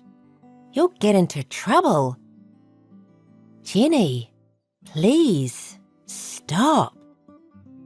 As my best friend, I don't want you to be unhappy. Unhappy? I'm very happy now. It's because I met him. If I could marry him, I'd be happier, of course. Jenny, I can understand your feelings, but... No, I'll make him mine. Now I'm ready to resort to force. What do you mean by resorting to force? Are you going to steal the husband and marry him? Jenny, please think it over. I'm worried about you. Do you understand what you're doing also hurts his family? Shut up. If you have time to worry about me, you should be worrying about yourself. I don't care about myself right now. I don't want you to be hurt. If you have an immoral relationship, you have to go through many things, such as alimony payment. Stop before his wife finds out.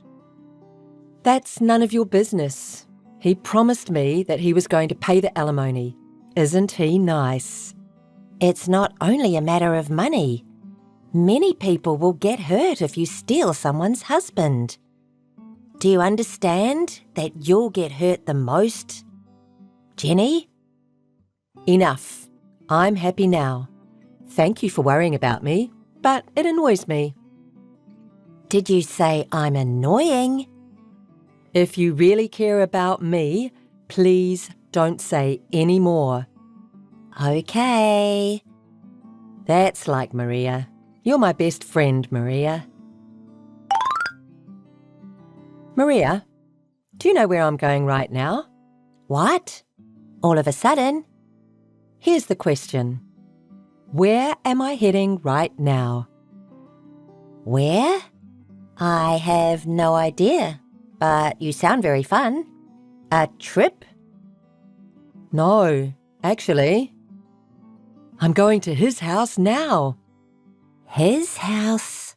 For what? What will you do if his wife finds out? I'm going there to say hi to the wife. I'll tell her that I'm going to steal her husband. What? Are you serious? Don't do such a stupid thing.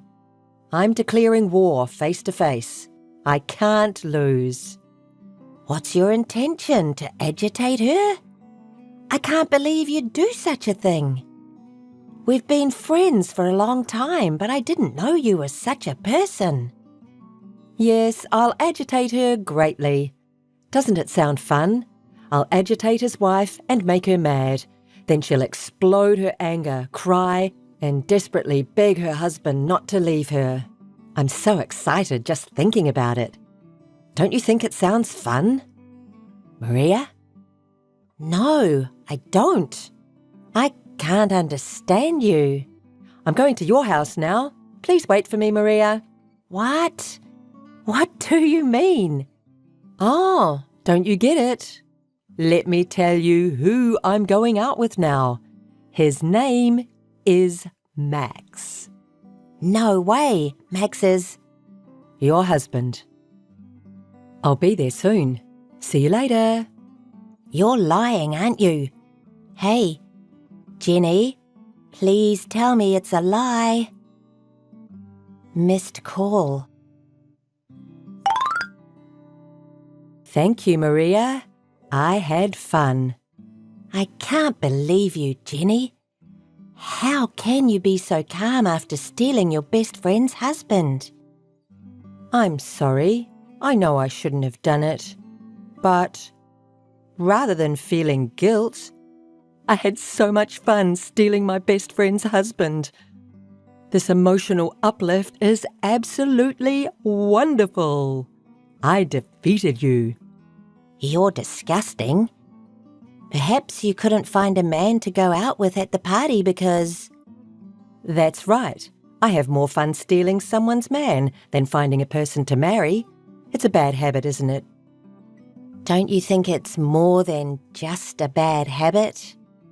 Our common friend told me that you've caused trouble at a party, but I've denied and covered for you because I thought you weren't someone who does such a thing. Do you want me to thank you? Thank you so much, Maria. You're very good at making people angry. Have you been after my husband for a long time? No. I met Max accidentally. I saw him at a bar that I stopped by and I talked to him. It seemed like he didn't remember me. He complimented me on how beautiful I am, and we got drunk and crossed the line. Does Max know you're my best friend? Yes, he does. I told him that I'm your best friend, but he didn't seem to care. We're having fun and are in a very good relationship. He didn't tell me anything regarding divorce. But is it true that he agreed to marry you? Unfortunately, it's true. At first, he seemed to be worried about alimony. But I have some savings, and I earn more than you, right? When I persuaded him that he doesn't have to worry about money, he agreed immediately. He said he chose me not because I have more money, but because I'm beautiful. You're such a hopeless person. You lack human decency. If you get carried away, you'll get into trouble. Wow, you're scary. Don't worry about alimony. You seem to be keeping your composure. You're not my best friend anymore. Since you're such a bad person, I think I can come up with the best way to get revenge on you. Ooh, I'm scared. I know you're too kind to do such a thing to me, who's your best friend, right? There's a type of person who you shouldn't mess with. You just made that person mad. I'll drive you and Max into a corner. Do it, if you can. I don't think you can do anything. You'll see. Until then, I wish you all the best with my hand-me-down. Maria, I have something to tell you. I just got married to Max. Oh, really? Congratulations. Congratulations from the bottom of my heart. I'm sorry I said such a stupid thing about revenge the other day. Now I'm so grateful to you two. Huh? What do you mean? You're just pretending to be tough, aren't you? Whatever. Maria, I want you to leave the house right now. We're starting our newlywed life of love there. All right, I'll leave right away. But I don't think you're going to live that life of love. Please take care of the rest, Jenny. You are my best friend after all. What's that? What are you talking about? Max's parents also live in this house. What? He didn't tell me. I've been taking care of them while I work. They're really talkative and often demand something unreasonable. Max has never helped me. You've never talked about it. You said you have a peaceful, happy life. I couldn't have told it to even my best friend. I didn't want you to find out how miserable I was. I may take this opportunity to tell you everything. I'm the one who is earning our living expenses. You won't be able to earn that much money, especially when you don't have time because of nursing. Max earns very little money, so we can't make it on his income alone. So as a supplement, I started blogging as a side job. It's going very well, and I'm making pretty good money. I've been paying all the expenses for the family and all the costs for nursing.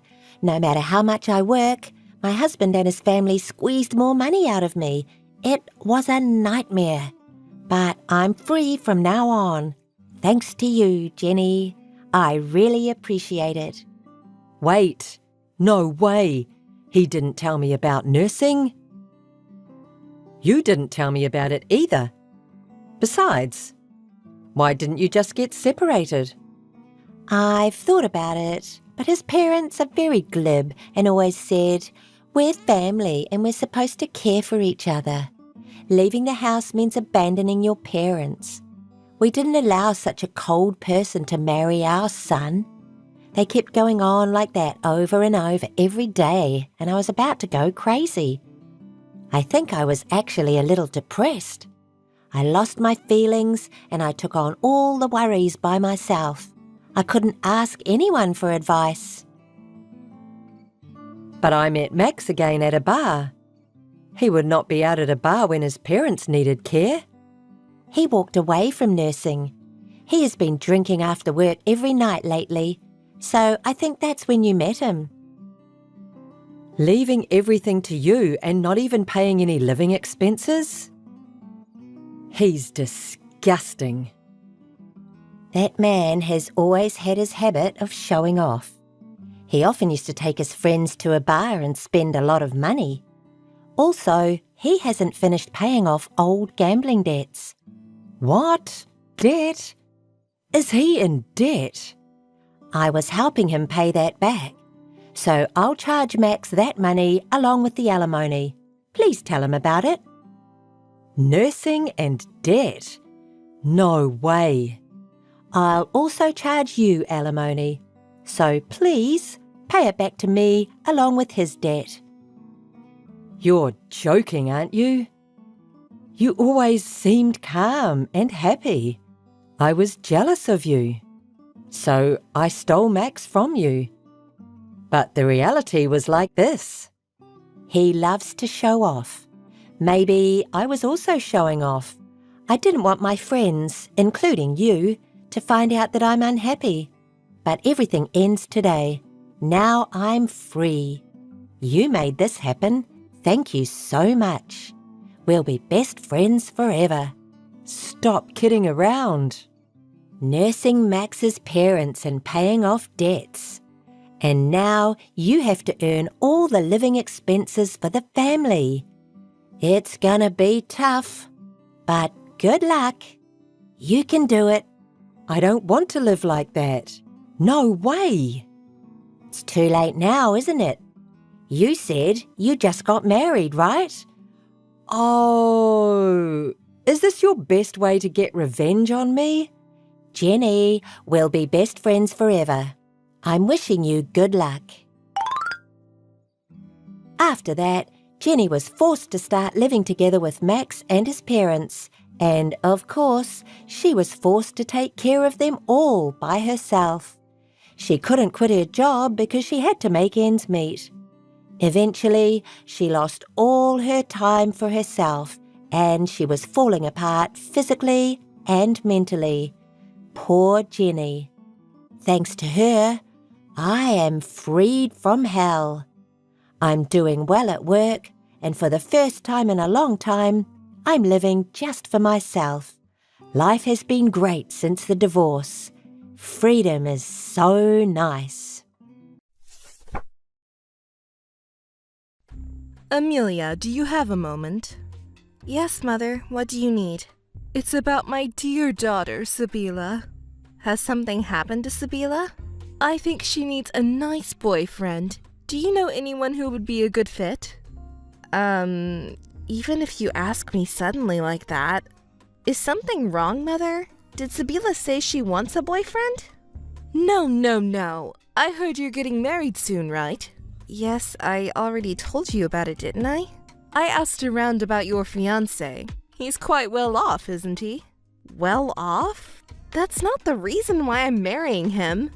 That doesn't matter. The problem is that you have a suitable partner while Sabila doesn't. What? You're bringing that up again? You are a worthless, useless woman who is only a stepchild. Sabila is my own daughter, and she's cute and charming. If you're going to have a happy marriage, Sabila must be happier than you. As my blood-related daughter, Sabila has the right to a happier marriage than you. You're saying whatever you want as always. Comparing me and Sabila until my wedding day? Our lives aren't yours to control. You've always favored Sabila over me, your stepchild, since we were little. This time you've gone too far. I'm disgusted. We can decide who we marry and how we live by ourselves. Shush. I won't allow any rebellion or excuses. I didn't ask for your opinion. Anyway, please introduce me to a well-qualified man. I didn't mean anything difficult. Even an acquaintance of your fiancé is fine. An IT company, you said? Ideally, I'd prefer a professional such as a doctor or lawyer. Regardless of the profession, please choose an elite over your fiancé. Listen, Mom, I think Sabila should decide about her own marriage.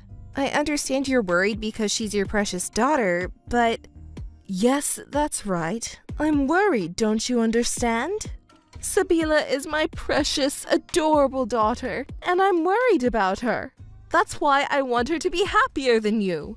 Well, you didn't even meet my fiancé because you weren't interested, remember? Of course you and your fiancé don't matter to me. I'm talking about Sabila now. She's the child I carried and gave birth to, and she is my greatest masterpiece. She's so cute and lovely, just like me. Oh, my precious child. Okay, I got it. So, you want me to introduce you to an acquaintance of my fiancé? Don't say such stupid things. If you introduce a random acquaintance, I won't accept it. What kind of man do you prefer? The condition is a high income and wealthy family background. Huh? It's not easy to find such a man with those conditions. What are you saying? What are you saying? You're going to marry a man with those conditions, right? There's no reason why Sabila, who shares my blood, can't marry a man better than that. Okay, I got it. It's not easy to find a man with those conditions, so don't expect too much. More importantly, are you sure that's what Sabila wants? There's no need to ask. High income and a wealthy family, these are a must. Please find a high-quality marriage partner for your sister, Amelia. Otherwise, she will be unhappy. Wait a minute, Mother? Stop making assumptions and please listen to Sabila's opinion a little. Once we've decided on her marriage partner, the next thing to do is the wedding venue. You're not listening to me at all. I'm searching frantically for a good man for Sabila's sake. You got it, Amelia? Hey, Amelia? Yes, Mother, what is it? What happened with the man you were talking about the other day? What are you talking about?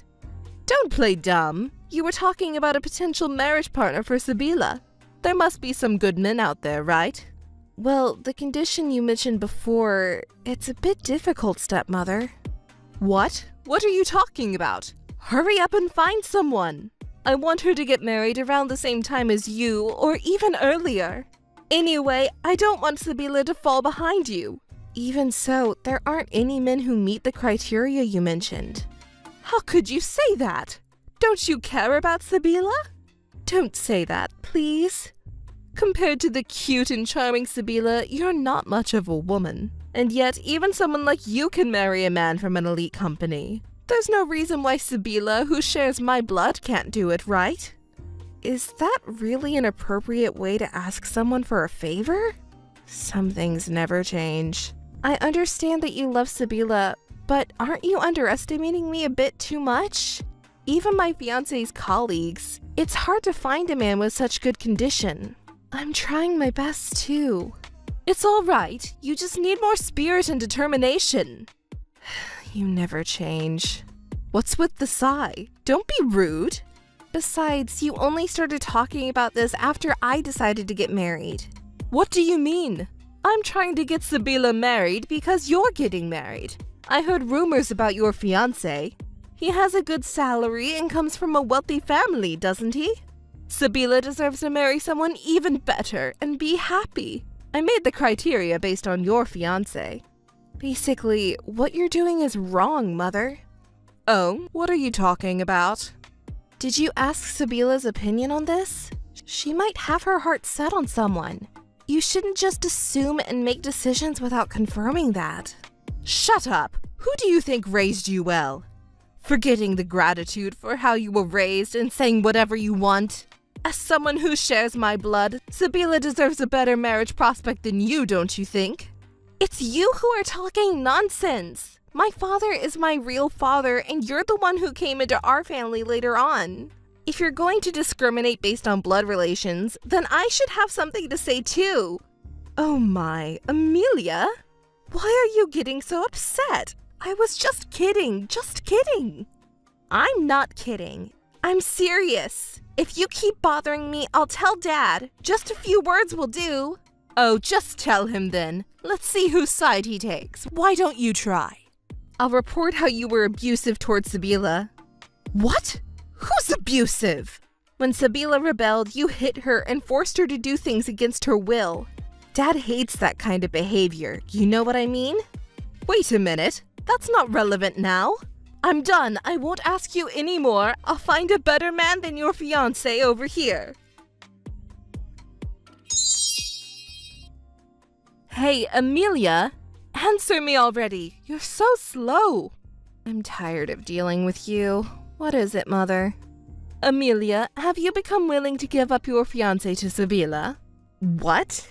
What are you talking about now? Oh, don't you know? I'm saying that I want you to give up your fiancé to Sabila. But earlier, weren't you so worked up about finding someone for Sabila yourself? I tried looking for myself, but I couldn't find any suitable men. So I thought I would ask you to give your fiancé to Sabila. What? Why would it come to that? Oh, Amelia, why are you angry? Don't you think it's a good idea? You don't have to bother finding a good man for her. I think it's a great idea. I won't give up my fiancé. Oh, why not? Don't be so stubborn. Give him up for the sake of your sister. You're her older sister, right? Don't you think it's shameful to be so stubborn? Don't be ridiculous. Stop saying such incomprehensible things. But there's no other man better than your fiancé. That means Sibila has no choice but to marry your fiancé, right? Your fiancé would be happier marrying Sibila than you. That's right. That gentleman would want to marry Sibila. I'm truly disgusted. What's wrong with your head? Even though we're not married yet, we've made a promise for the future. He won't easily switch to another woman, even if it's Sibila. Oh my, you're quite confident, aren't you? For someone like you, Amelia. What do you mean, for someone like me? If you're that confident, why don't you send his contact information to Sibila and see how it goes? Contact information? Why? Don't you get it? Amelia, I thought you were smart, but how could I possibly understand? That's so absurd. Okay, let me explain. Once they make contact and get to know each other, he'll realize that Sibila is better for him. After all, she looks better and has a charming personality. She takes after me, you know. So do you understand now? Send Sibila the fiancé's contact information right away. That's it. Sibila will be happier than Amelia for sure. I'm so glad. I was a little worried about what would happen. Thank goodness we found a man who will make Sibila happy. Thank you, Amelia. Do whatever you want. I'm speechless with disgust. Really, I can't believe this person is my mother. Hey, take a look at this. What's this? Wedding dress photos? Over 50 of them? What's this? An insane number! I thought I hadn't heard from you in 2 weeks. What are you thinking, Mother? Amelia, did you look at the dress photos? Yes, there are a lot of photos, but they're lovely wedding dresses, aren't they? I can't believe it. Did you prepare all this for my wedding? What are you talking about, you fool? It's obviously for Sibila's dress. Do you think I'd lift a finger for you? I see. I was foolish to even hope for a second. So, has Sibila found a husband? I can't stop laughing. Hey, Amelia, what do you think of this dress? I think it's lovely, but... Of course you do, of course you do. I picked it out. It's for my cute, adorable Sibila. Don't you think I have good taste, Amelia? Yes, I suppose. So, about Sibila's partner... That girl already has a boyfriend, and he's super elite. Hey, Amelia, do you want to know what kind of man he is? You want to know, don't you? It's about your cute little sister, after all. Sure, what's he like? He's an elite lawyer. That's why we don't need your silly fiancé. I'm so proud of her. As expected of my daughter with my blood, she found a wealthy partner to make things easier for me. It was worth all the hard work of raising her. Me and Sibila were going to be happy. How wonderful that would be. I've been working hard for this moment. Oh, I just thought of something great. Hey, Amelia, your wedding is coming up soon, isn't it? Yes, it's soon. Why don't you have a joint wedding with Sibila? I think it's a wonderful idea. What do you think, Amelia? Of course, it's fine. Actually, Sibila also proposed a joint wedding ceremony, and I've agreed to it. You've become quite understanding, haven't you? I think a joint wedding ceremony with my sister is a lovely idea. Poor thing. Wouldn't you be embarrassed, though? Huh? Why would I be embarrassed? Isn't it obvious? Sibila's partner makes more money than yours. He's even a lawyer. Your partner is just a company employee, right? If you focus on the bride, your sister is cuter and more charming than you. You'll definitely be embarrassed. I can't keep up with Mother's thoughts and emotions, as always. Well, I gave up a long time ago. Anyway, my partner is also in favor of the joint wedding ceremony, and I think it'll be easier for our relatives and friends to gather if we have it together. Well, I was just concerned, but I understand why you would give up easily. The only thing you have over Sabila is your intelligence. Sabila, who takes after me, is cute, beautiful, and charming. You don't stand a chance against her. Enough with the sarcasm, please. By the way, about the wedding guests, could you tell me your wishes, Mother? We need to inform the venue about the number of guests. It's not your wedding, it's Sabila's wedding guests. We have to make the wedding lively and glamorous. And to make it more glamorous, we need more people. From my brothers and sisters to my nieces and nephews, even our friends will attend. Should we also invite the neighbors to increase the number of guests? We need to have a large number of guests to make the party spectacular. And the wedding photos won't look good if the number of guests is small. Oh, we're going to be so busy. Even it's all for Sabila, your wedding will be exciting too, Amelia. In the end, you'll be thanking me. Yes, I always appreciate everything you do, Mother.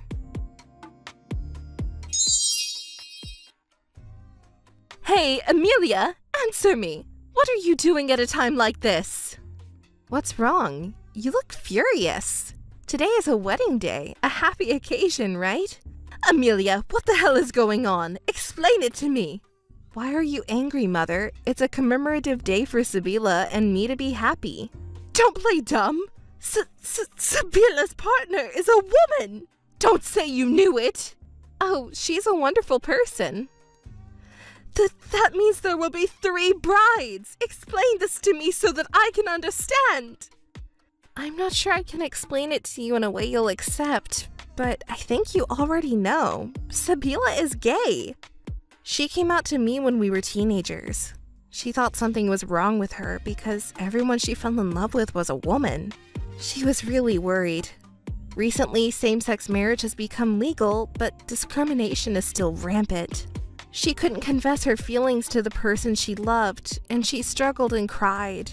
However, she changed after meeting her current girlfriend. She is brave and kind, so Sabila was able to change as well.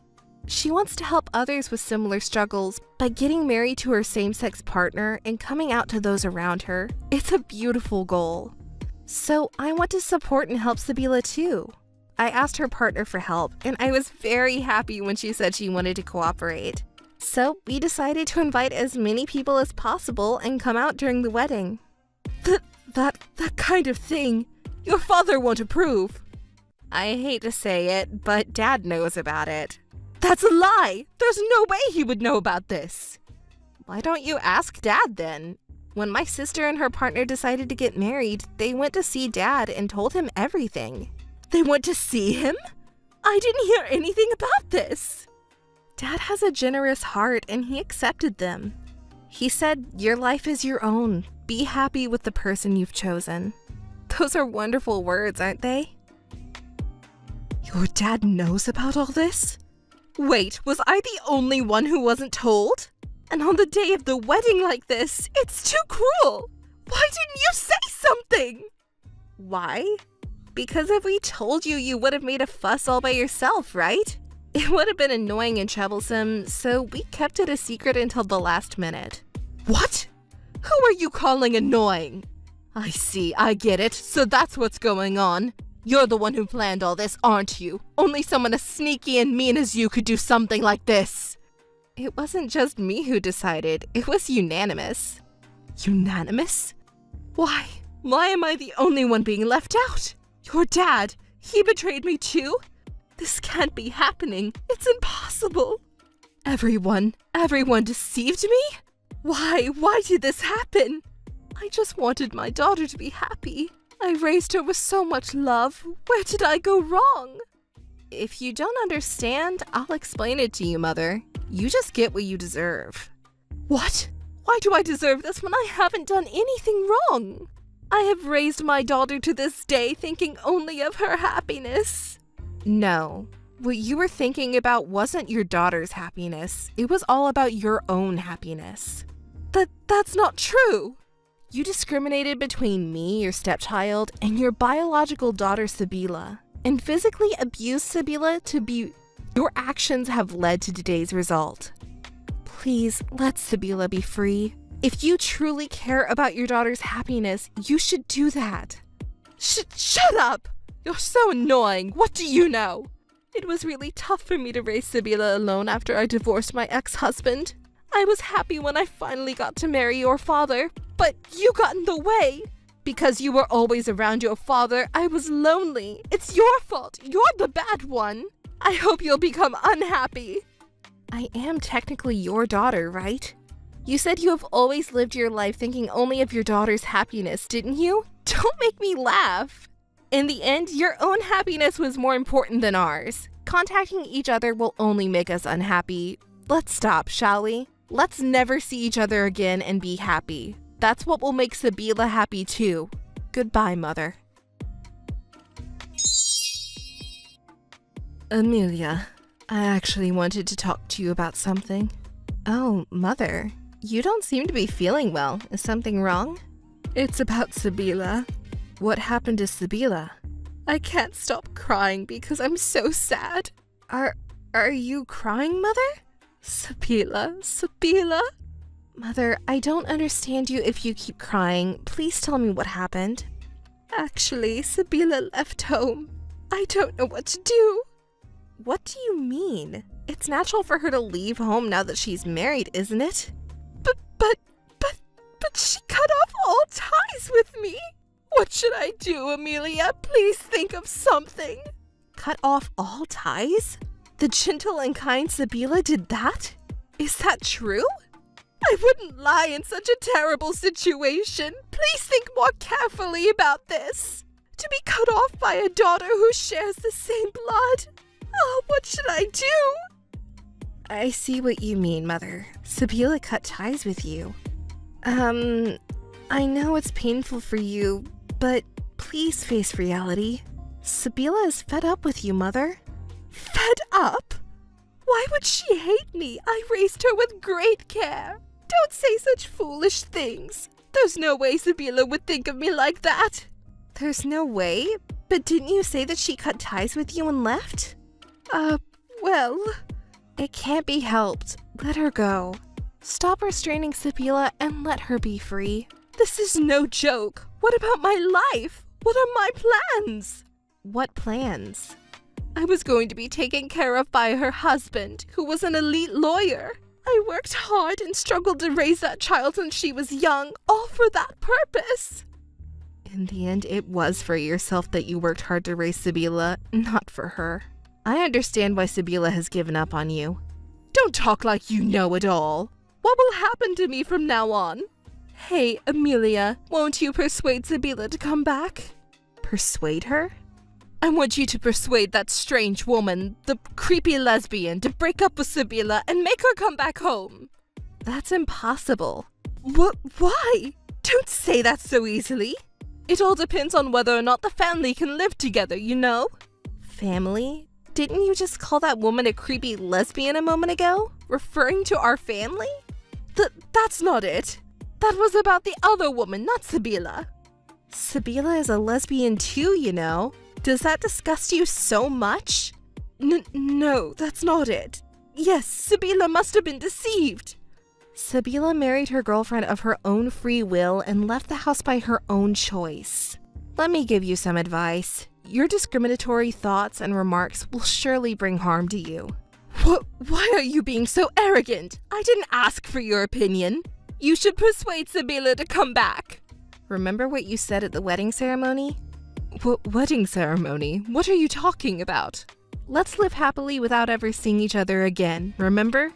Never seeing each other again? Why, we're family, aren't we?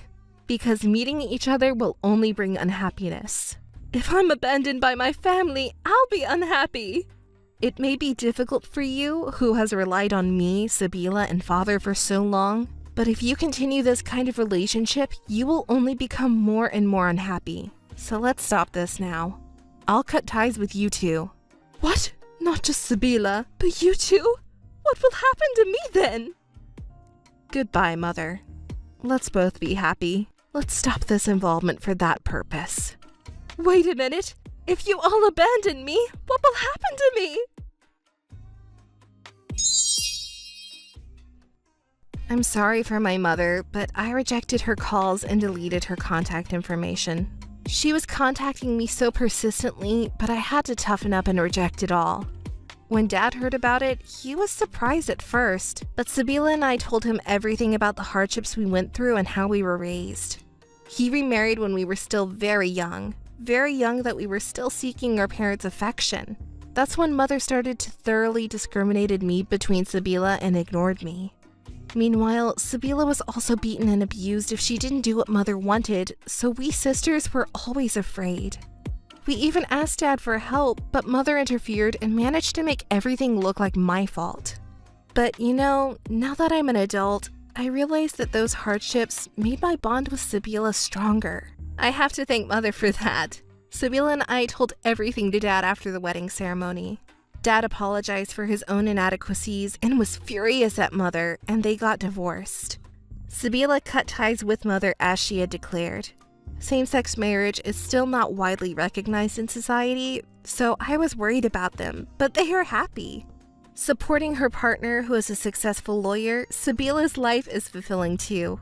Our couples get along great, and we often have fun together. We have dinner parties at each other's homes and enjoy vacations together. Oh, by the way, Dad is going to remarry soon. Of course, after the divorce is finalized. We are planning a remarriage party. I'm so excited about it. Hey, Anne. It's been a while, huh? Are you doing well? By the way, do you remember me? Emily? Oh, it's Emily. Really? Come on, don't be so surprised. It's really you, Emily. I mean, it's been 5 years since we last saw each other. Where have you been all this time? Where are you now? Anne, you're talking like you're meeting a long-lost sister again. But that's how it feels, right? I mean, you haven't contacted me at all in the past 5 years. It's only natural to feel this way. It's only been 5 years without contact. It's not that big of a deal. That's how worried I was. So, where are you, and what have you been doing now? Oh, no need to worry. You're still as kind-hearted as ever, my older sister. Hey, where are you really? And what have you been doing? Oh, there's nothing to worry about. I've been living a normal life. Normal, huh? Then why haven't you contacted me all this time? Were you making a decent living? I'm telling you, I had a normal life, all right? I don't understand what you mean by normal. What about your job? Where do you live? Well, who knows? Don't worry, I'm living decently, just like everyone else. Hey, we're talking about you, right? Answer properly. I am answering properly. Everything is normal, normal. I live just like normal people. It seems like you don't have any intention of answering properly. I'm answering properly. And you should answer my questions properly too. Hey, are you doing well? I'm doing well, thank you. By the way, since you contacted me, does that mean you have a plan to repay your debts? Debts? And are you mistaking me for someone else? No. I'm talking about you, Emily. Huh? Even if you say that, I don't know what you're talking about. Don't try to evade the question. I won't forgive you if you're not taking this seriously. What's with you, Anne? Suddenly getting scared like that? If you can't remember, shall I remind you? You know, what you did to me 5 years ago. Huh? I have no idea what you're talking about. Fine, then I'll remind you.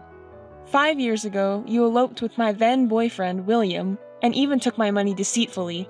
I was foolish enough to believe you, saying you were in an accident and were in trouble. Debts refer to that money.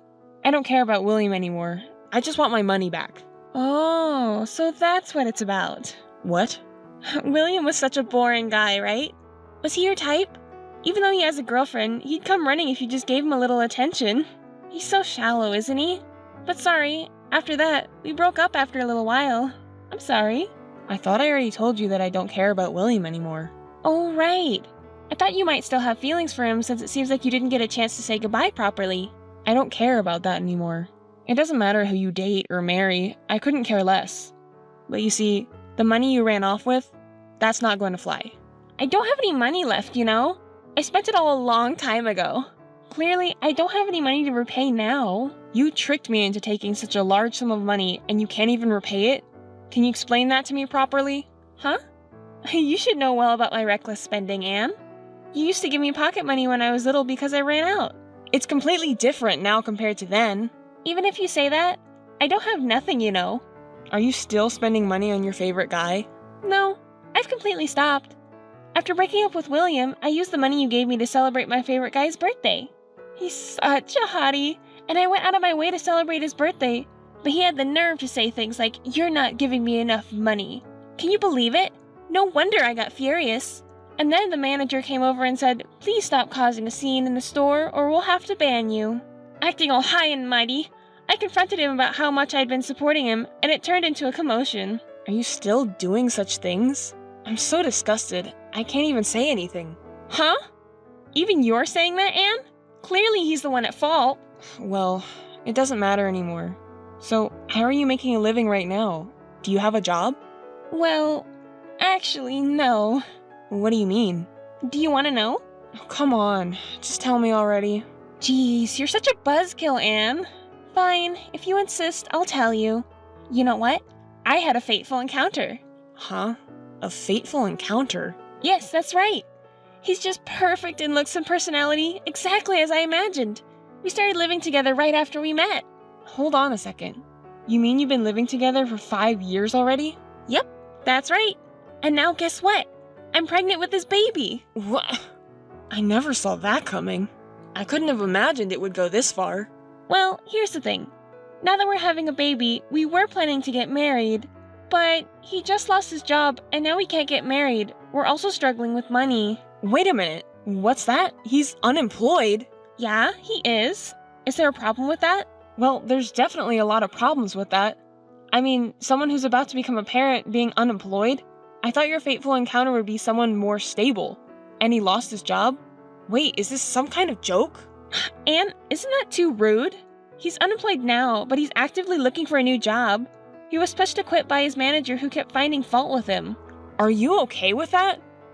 I think he's just incompetent and got fired. What? I told you not to say rude things, didn't I? He's my destiny, you know? Well, that's the thing. Being destiny or not is besides the point. He's doing his best now, so don't just say whatever you want. By the way, Anne, I have a favor to ask you. I have a bad feeling about this, but I'll listen anyways. You see, our household finances are really tight right now. My boyfriend hasn't found a job yet, and we're in serious financial trouble. So? Don't tell me you're asking for money again. Well, I could ask you, but I know you won't lend me any money. Of course I won't. It's obvious. So, I was hoping you could help me go back to our parents' house. Why me? Ask them yourself. Oh, please, Anne. If things continue to go like this, I won't have enough money to give birth to the baby or raise it. So if you're really struggling that much, tell our parents properly yourself. Why should I? How am I supposed to talk to Dad and Mom now? It's going to be so awkward. They'll definitely be mad. Well, that's understandable. That's why I'm asking you, Anne. Can you please persuade them for me? I can't survive with my baby like this. Wait a moment, hold on. Did you really forget what you did to me 5 years ago? You stole my money and my boyfriend and ran away, remember? And now you're coming to me for help? It's really annoying. Anne, your only sister is in such a difficult situation. Even if you say that, you deceived me in the past. Oh, but this time it's true. I'm really in trouble. You're the only one I can rely on, Anne. Give me some time to think. I'll let you know once I've made a decision. Oh, absolutely. Please call me. I trust you, Anne. Hello, sister-in-law. Have you talked to your parents yet? The day to remove Emily's apartment is approaching. What are your parents saying about it? Who are you? What are you talking about? Oh, come on. Don't play dumb. Emily asked you, right? Convincing your parents? Haven't you done it yet? I'm sorry, but who are you? It's rude to contact me out of the blue without introducing yourself. Oh, it's me. I'm Peter, Emily's fiancé. You're Emily's fiancé? Yes, that's right. But more importantly, did you talk to them? Emily's worried too. We won't be able to live in the apartment soon, and she's crying every day. Can't you let go of Emily's past theft incident? Don't be stubborn about it. She's pregnant now, you know? Isn't it sad to see your only younger sister in this situation? Is that all you have to say after contacting me for the first time? What do you mean? I'm saying there must be other things you need to say. Wait, was there anything else? We've been waiting patiently because you said you would talk to your parents and convince them. But since we haven't heard back from you at all, I had to contact you like this. Besides, she's carrying a baby, you know? Emily cries every day holding her belly. That's a completely different issue, isn't it?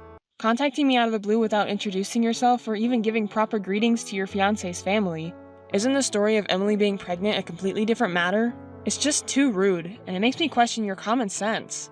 I'm sorry, but I can't trust you. Oh, I see. You're just like Emily described. What? What do you mean? So you're her only sister, right? Then instead of trying to make some common sense argument, why don't you try being nicer? She's not a criminal. She's your one and only sister, right? In a family, it's important to forgive each other at times. Don't talk to me like you know it all. You're being so arrogant. Let me tell you, no matter what you say, your actions don't follow through, so you have no credibility. And another thing, you keep talking about her being my only sister and how family should be, but I don't think of her as my sister anymore. She's caused me a lot of trouble in the past. It's not just about the money she took from me. She's also sold my clothes and accessories without permission and begged me multiple times for money because she spent it on men. I've lost count of how many times she's caused me trouble. I have no intention of taking care of her anymore. But that's all in the past, right? Can't we just let bygones be bygones? After all, she's your cute little sister, isn't she? You have no right to say that to me. You keep saying this is about the past, but she's never been held accountable for all the trouble she's caused me. She always dodges when confronted, just like this time. She suddenly calls me, but refuses to face her own past and just laughs it off. That's who she is. At this point, no matter what you say, I will never forgive her. Wait a moment. Emily has stopped playing around. She's reflected and changed. Can't you acknowledge that? I can't believe for a second that she's changed. What a cold-hearted sister you are. Poor Emily. She's deeply reflected and changed, but you won't acknowledge it. Besides, you've always been like that, so doesn't that make Emily even more repulsed because you won't accept her? And why should I be blamed by you? You know, even within a family, there are things that cannot be forgiven. She crossed that line. It's useless to say anything anymore. You say she sold your things, took your money, treating your sister like a thief even though you're family. In the end, it's all about money, isn't it? You talk so convincingly and call yourself a sensible person, but you're just obsessed with money. Calling the victim a money grubber? I don't think that's a humane way of thinking. Are you missing something important, just like my sister? You are indeed her destined partner. What? Are you making fun of us? If you really feel sorry for my sister, why don't you tell her? If you want forgiveness so badly, start with an apology and repayment. And while you're at it, please come back after fixing your disrespectful attitude. I'm trying to be modest here, but you're so cocky. If you work for a big company, why don't you just shut up and give the money? You have plenty of salary and savings. You know, it really has nothing to do with you that I work for a big company and have a high salary and savings.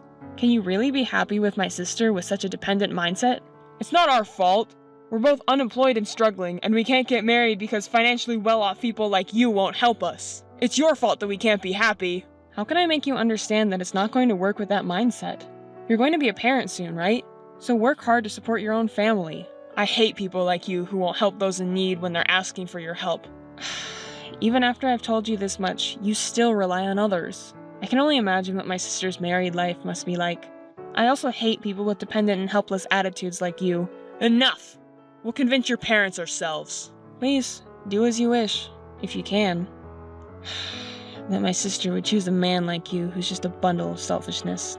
She likes the wrong kind of man. Hey listen, Anne! I'm going to start living at our parents' house from today. What? What are you saying? Did our parents approve? Did they really accept your engagement and marriage? Are you kidding me? Huh? Don't you think we don't need our parents' approval anymore? Huh? What do you mean by that? Did you not tell our parents anything? Did you do it without permission? Explain it clearly. I don't understand. You're making us look bad. We did go and talk with our parents about getting married, you know, but they got angry. They said, there's no way we'll forgive such a selfish argument like yours. Get out right now. Isn't that terrible? In addition, they even said they would never acknowledge our marriage no matter what. It's not normal to say something like that to someone pregnant, don't you think? Well, it's obvious. Anyone would say the same thing normally. It's you and your fiancé who are out of touch with common sense. But our parents are against your marriage, right? Then, how come you ended up living there? I came up with a brilliant idea. If talking doesn't work, then we should just create facts. You guys wouldn't. That's right. While our parents are away, we snuck into the house and decided to squat there. Do you realize that's a crime? Why is that a crime?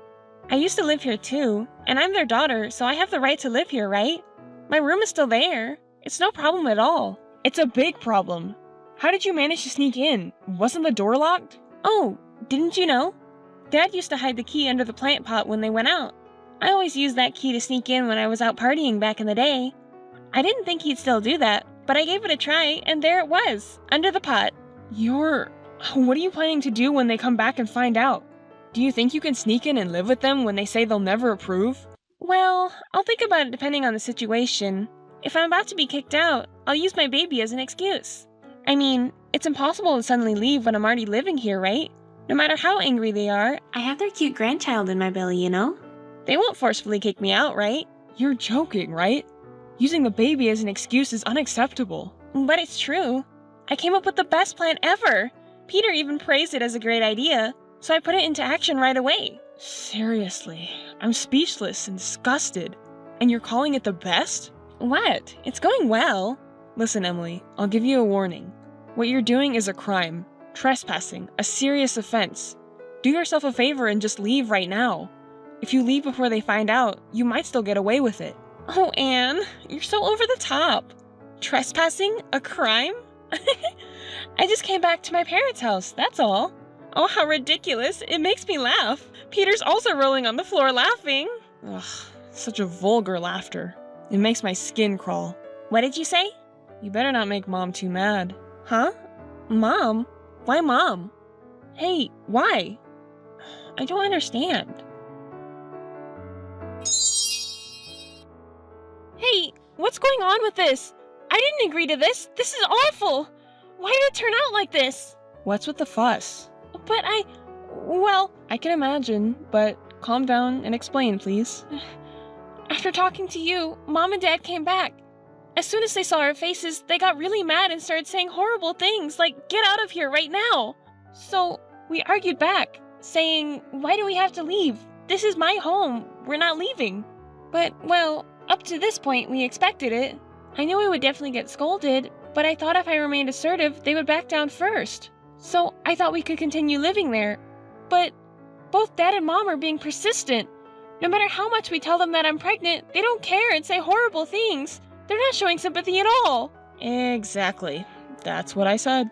But still, this baby is their grandchild, right? It would be nice to live together. Even if I say that, all they do is get angry. They were angry about me suddenly showing up pregnant, and then Peter got angry too and pushed Dad, saying, "Why are you so unreasonable?" I tried to stop him because I knew it was bad, but I was too late. And then Mom, she suddenly slapped Peter's face hard, and Peter fell to the floor. I knew it would happen. That's why I said it. Don't make her mad. I don't get it. What's up with Mom's behavior? She was never like that. What on earth has happened? Actually, they both seriously started working on anti-aging recently and started going to the gym together. They just love it. Huh? The gym? Yeah, and Mom got really into it.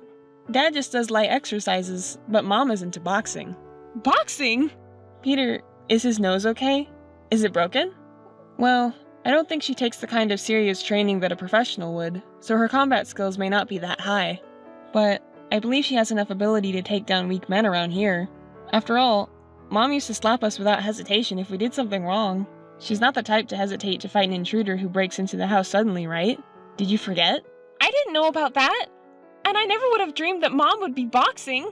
And you could have told me. I think 5 years ago she used to slap you crying because of your reckless spending. But still, Peter was left dumbfounded and useless after being beaten, and you know what Mom said to us? "Get out of this house right now. If you have any complaints, come at me any time." That's not something you say to your daughter. I'm so scared. I didn't even have time to pack my things. I just ran away. Your fiancé is quite pathetic too. Hit by Mom and crying like that? He used to talk so big. So, where are you now after running out of the house? I'm hiding in the nearby park. Hey, Anne, do something. Mom is misunderstanding something. Please talk to Mom, Anne. Even if you say that, didn't I tell you? Apologizing and repaying for what you've done so far should come first. I don't even have enough money to live on, so how do you expect me to pay you back? Even if you get angry and throw a tantrum, it won't change anything. Instead of staggering around, why don't you both start working seriously? If you don't even have a job and plan to live on other people's money, you're in for a rude awakening. Don't say things that push me away like that. I've been telling you this from the beginning, right? You're going to become a parent too, so stop relying on others and start living on your own. Wait, Anne! I really don't have anyone else to rely on. Please don't abandon me. Fine then. Shall I at least give you some wedding gift money? Really? You'll give it to me, Anne? Well, in that case, I need about 500,000 yen as a start. I thought so. But come to think of it, you still haven't repaid the money you swindled from me. So, let's consider it offsetting with the wedding gift money. What? That's not fair! You liar, Anne! How heartless of you! Right back at you. Well then, this is the final goodbye. There's no point in contacting you anymore. I'm going to reject you from now on. Wait, Anne! Don't hang up! Wait, I'm telling you! Anne!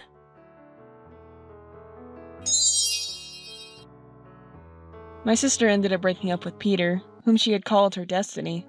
Moreover, it was Peter who brought up the topic of breaking up. Ever since the incident with our mother, Peter, who was afraid of her, said he couldn't be with someone who had such a violent mother and disappeared after breaking up. My sister tried to persuade Peter that she could get compensation because he was suddenly punched without resistance, but it didn't work. He must have been shocked by being hit by our mother. My sister clung to Peter until the end, asking him what would happen to their unborn child, but Peter continued to be vague, and in the end, he left without paying child support or acknowledging the child. Now, why do I know this story? Well, it's because Peter himself contacted me. When I asked him what he was going to do with my sister, he said he wanted to start his life over from scratch, and that both my sister and the unborn child were in the way.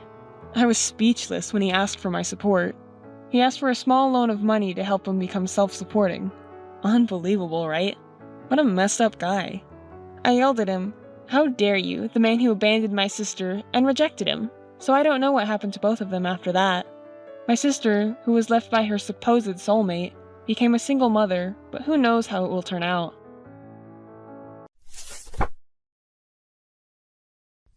I wonder if he'll respond today? Oh, is this Kate? You finally responded. George, it's been a while. How have you been? Hey, Kate, it's been a while. Are you doing well too? Doing well? No way! I've been trying to contact you for a whole year since you left.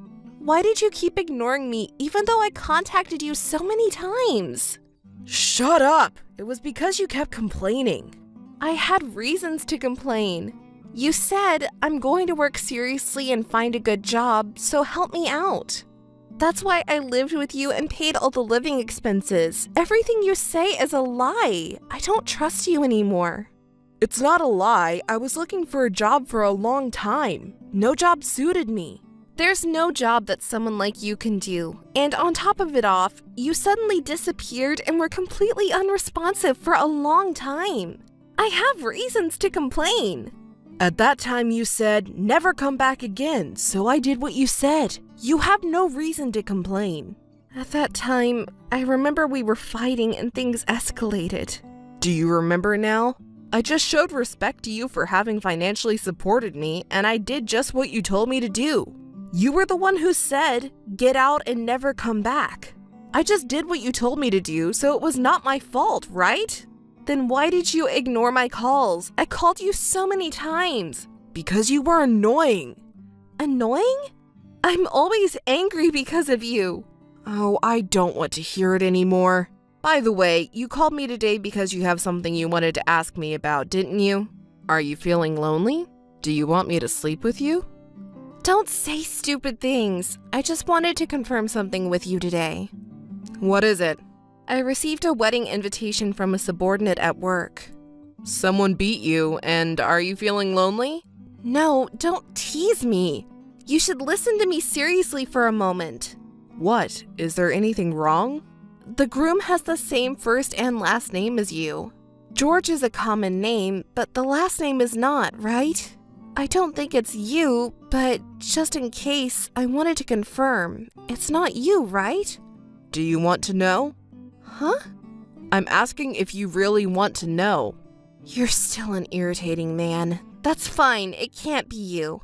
I must have been crazy to contact you after all this time. Talking to you makes me angry. Goodbye, and don't ever contact me again. It's me. Huh? I'm the one who's going to marry Trish. Ugh. You're lying, aren't you? Why can't you believe it? Trish has fallen for me. I don't want to boast, but the company I work for is a large corporation. She got hired there, so she shouldn't be stupid. I can't imagine her falling for a scum like you. Don't call me a scum to my face. Who was the one attracted by that scum until a year ago? Anyway, because you kicked me out, Trish and I could meet fatefully. Trish was kind enough to welcome the pitiful me who you kicked out of the house. She's so nice, unlike you, isn't she? What nonsense are you talking about? Have you been at Trish's house ever since then? Yes, that's right. Trish is financially supporting me while I look for work. She's impressive, even though she's 5 years younger than you. I supported you financially until a year ago, didn't I? That's why I'm grateful. Because I'm grateful, I left as you told me to, right? Talking to you makes me irritated. I can tell that Trish will definitely have a better career than you. Huh? What's your basis for saying that? Not to brag, but I'm one of the top performers in the company. I know that, but you get angry easily, right? That's because you always... Unlike you, Trish is kind and considerate, so when I proposed to her, she happily accepted it. I'm so grateful that she's willing to marry someone like me. You're lying, right? Huh? What, are you making a false accusation? Did you say I'm lying? If you're still being supported financially, then you haven't found a job yet, right? Trish isn't stupid enough to marry a man like that. You're deceiving her, aren't you? Don't say something so rude. It sounds bad. I'm making efforts for Trish with my whole heart. Unbelievable. I have to tell Trish that she's being deceived. What? Don't do anything unnecessary. I'm not causing you any trouble, right? Trouble? That's not the point. Anyway, don't do anything unnecessary. The two of us will be happy together. Oh, are you feeling lonely? Frustrated? If you agree to do it secretly from Trish, I'm happy to spend a night with you. Don't be ridiculous. Even the stubborn Kate is cute. Stop it! Okay. Well then, just look enviously at us. See ya! Wait a minute! He's such a scum as always. I have to hurry and let Trish know. I have to stop the marriage. Trish! Hey Trish! I know you're busy, but there's something urgent that I need to tell you. Oh, hi Kate. I'm sorry, but I'm working overtime now, so I'll call you back later. I know you're at work, but this is urgent. I have something to tell you right now. It's about your fiancé. What about George? Do you know anything about George?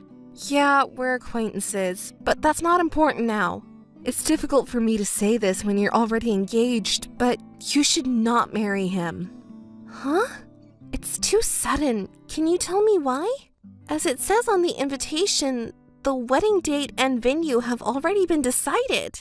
I don't know what George has told you, but actually, he was living with me until a year ago. What? Really? Yes, it's true. Even when he was living with me, he didn't work and just played around. He was fully depending on me, you know? He kept lying to me that he was looking for a job and kept asking me for money to go out and have fun. You're lying, right? You may wish I was lying, but that's the truth. I had been financially supporting him all that time, and then we had a little argument, and he left me all of a sudden. Trish? Oh no, it makes me laugh. Oh, I'm sorry. It was so funny. I just couldn't help but laugh. What's so funny? Well, the thing is, I know everything. Huh? Wait, did you hear it from George? Of course. I see. Well, that makes everything simple. George is a scum who takes advantage of women. It's better to not marry him. Oh my god, that's hilarious. You're so desperate. Are you upset because George was stolen by me? That's not it. Don't misunderstand me. I don't care who's going to marry George or what he's going to do. I don't have any romantic feelings towards George anymore. But because you're the one he's marrying, I just wanted to stop. Trish, you're my important subordinate.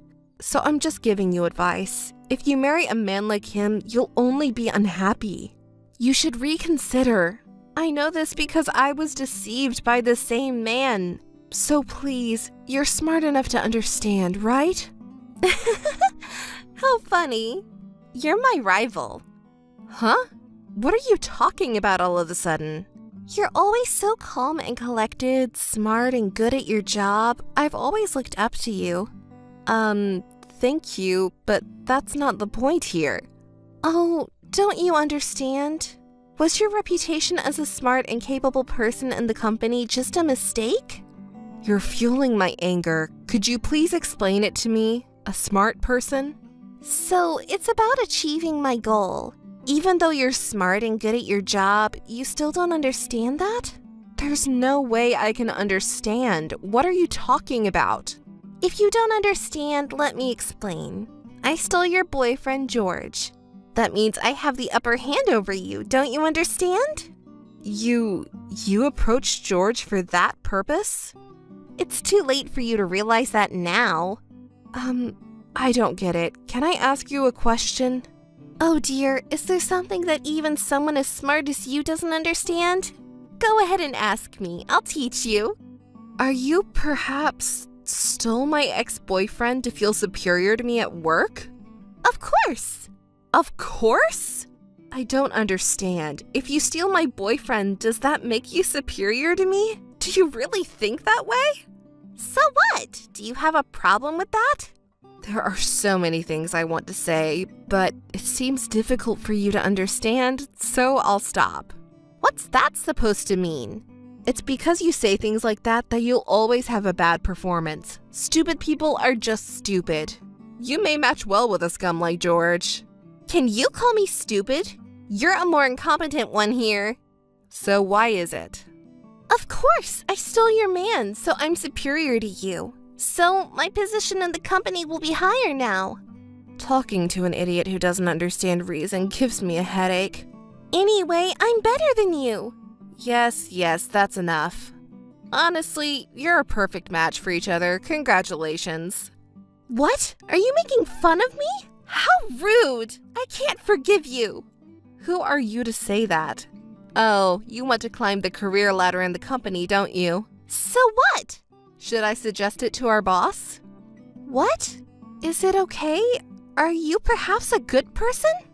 Trish took my ex-boyfriend away, so she's more capable than me. Can you give her a higher position in the company? That's what I'm saying to our boss. What do you think? What? Is it okay? You're so kind. I'm saying this sarcastically, but are you really okay with that? Of course. Thank you. Okay, I got it. I'll tell our boss tomorrow. I hope you can climb the ladder.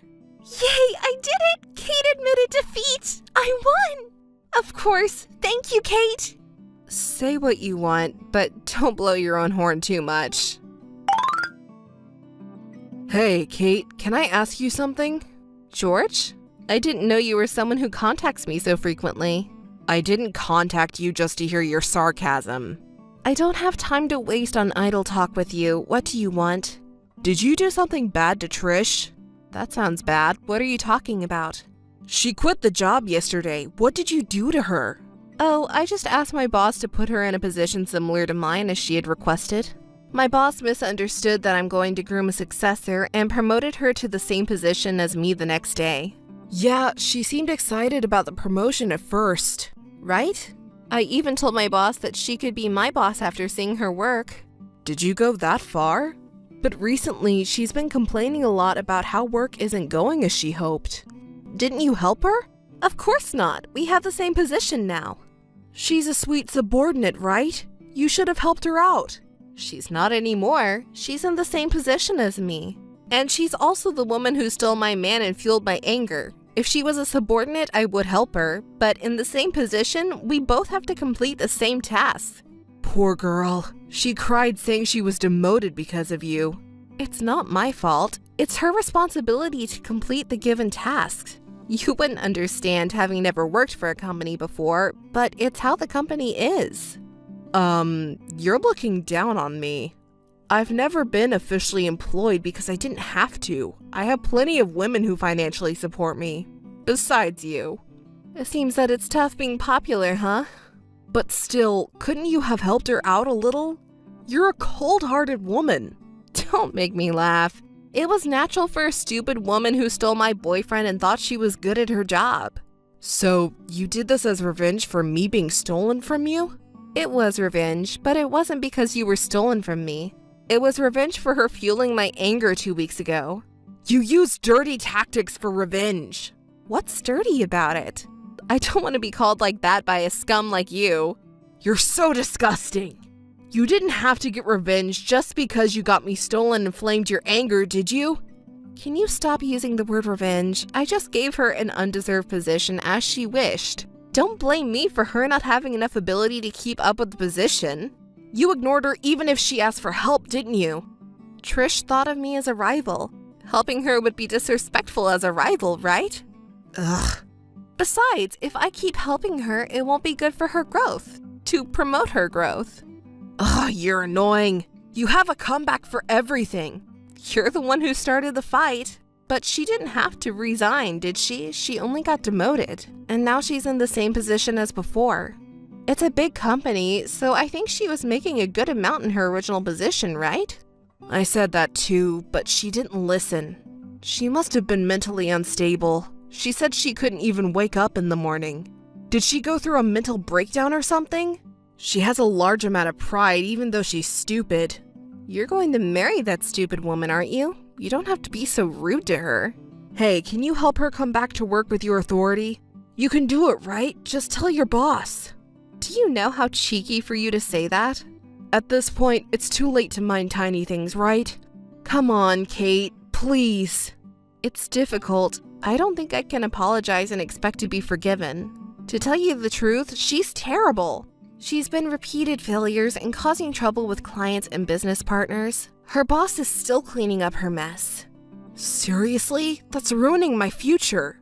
What are you going to do about it? Can't you do something? Don't be ridiculous. Did you say it's ruining your future? You're a man who doesn't even work and just goes gallivanting. You don't have a future to begin with, do you? Shut up. Trish told me a year ago that she was way better at her job than you are. She said that she couldn't accept that she's more skilled than you, but her position is lower. Well, she can believe in whatever she wants to, but it's the company's evaluation that matters. Her skills don't matter.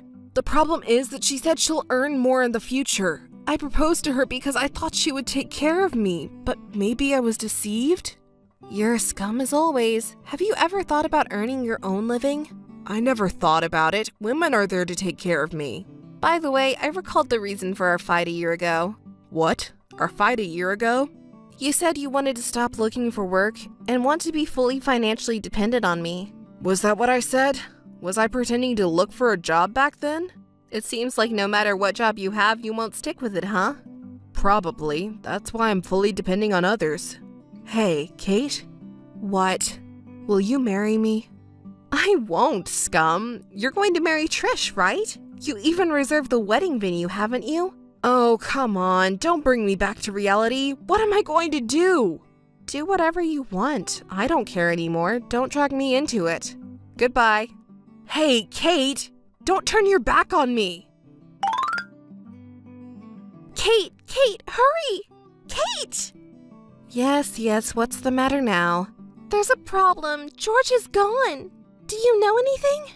I don't know. He's always going gallivanting, isn't he? Yes, but he usually comes back when he runs out of money. But lately, we've been spending a lot because of the wedding, and I didn't give him a lot of money, so he should be back by now. And tomorrow is the wedding. Oh, is it tomorrow? Well, he's not coming back then.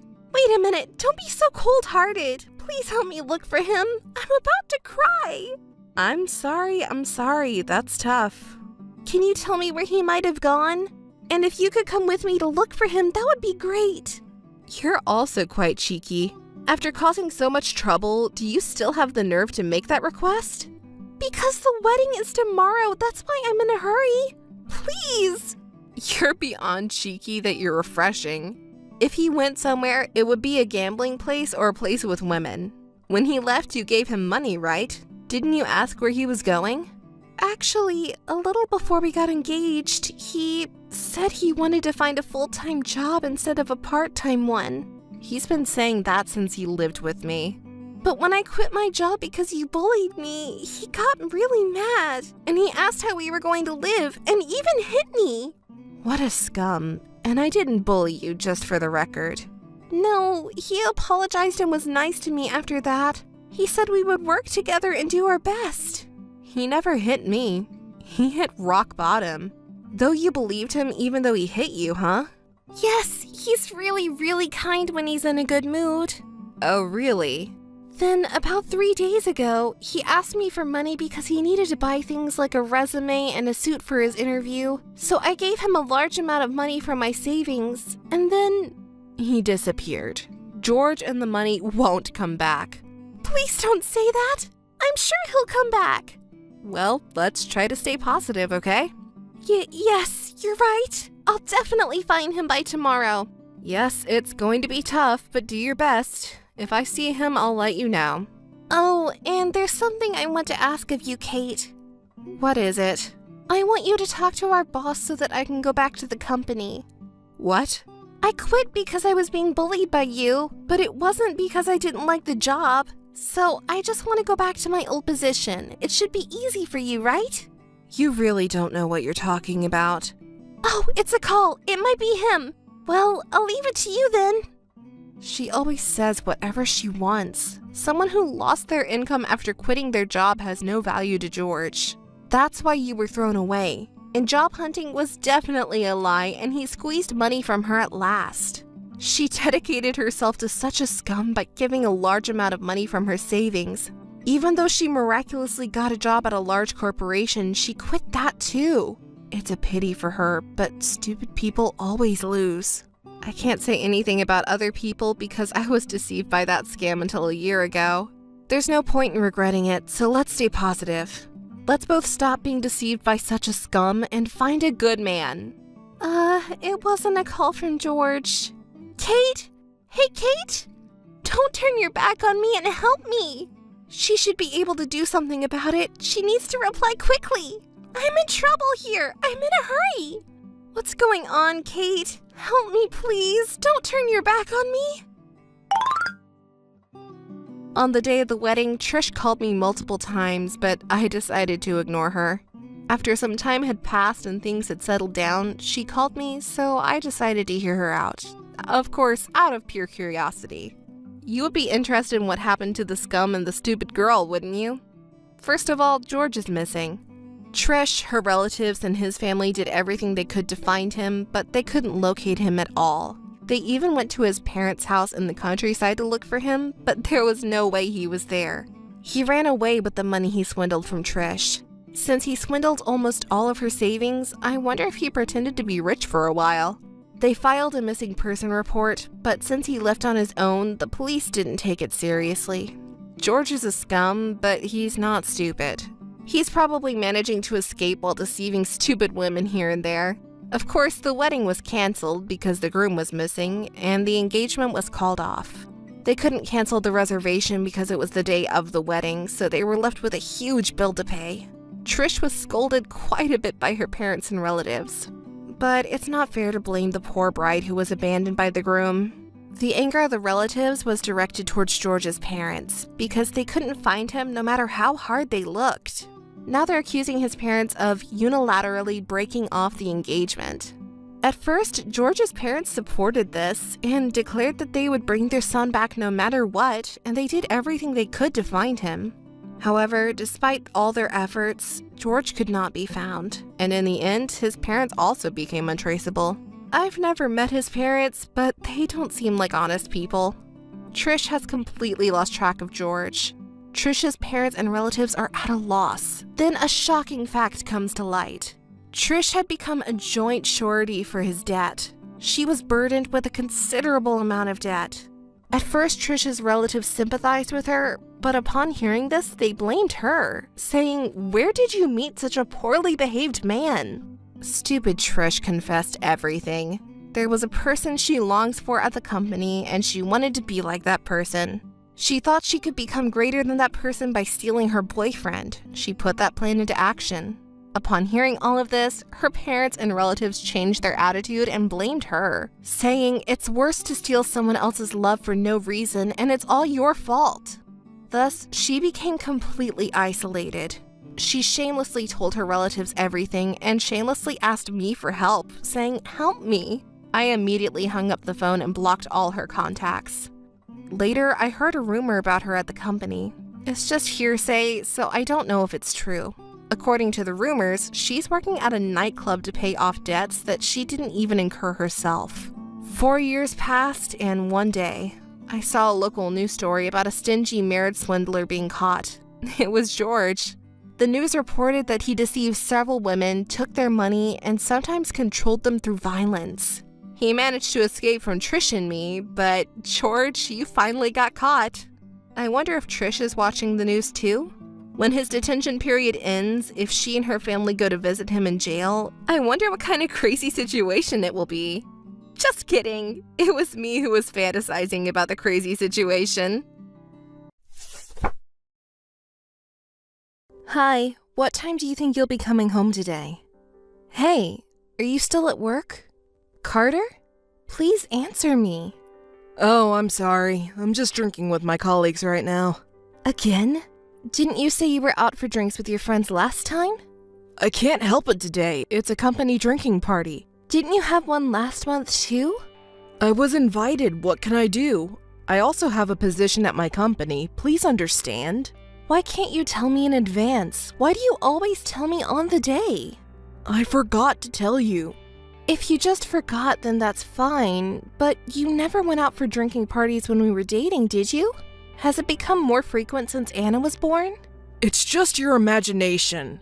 It's not my imagination. Did you forget what I asked you before we got married? Did we make a promise? You promised me to prioritize the family even after the baby. Things will be hard with housework and the child, so I asked you to help me with all of it. You said you understood, didn't you? Did you really forget? Did I really say something like that?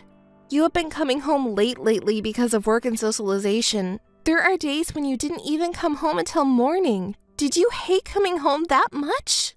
I understand. I'll be honest with you. I'm out drinking with your younger sister, Ray, right now. With Ray? Why? She said there was something she wanted to talk to me about and came all the way to my office. I said I was busy, really, but she made a scene in front of the company, so I had no choice but to go along with it. You should warn her not to do something like this again. I see. Ray actually mentioned something to me too. What did she say?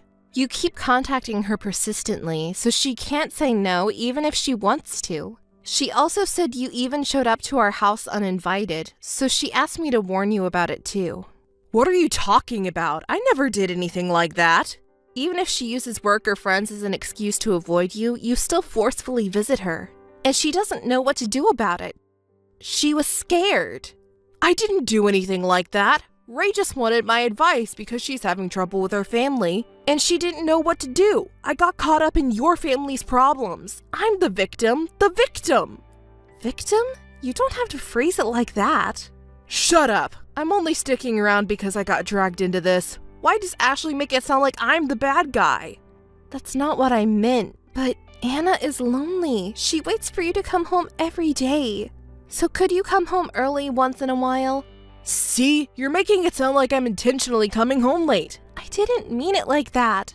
And now you want me to help with the housework and parenting? I'm busy. I work for my family, and yet you talk to me like that?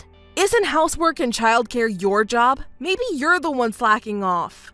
You don't have to say it like that. Anna is just a kid. Sometimes she tries to stay up until you come home. She needs you too.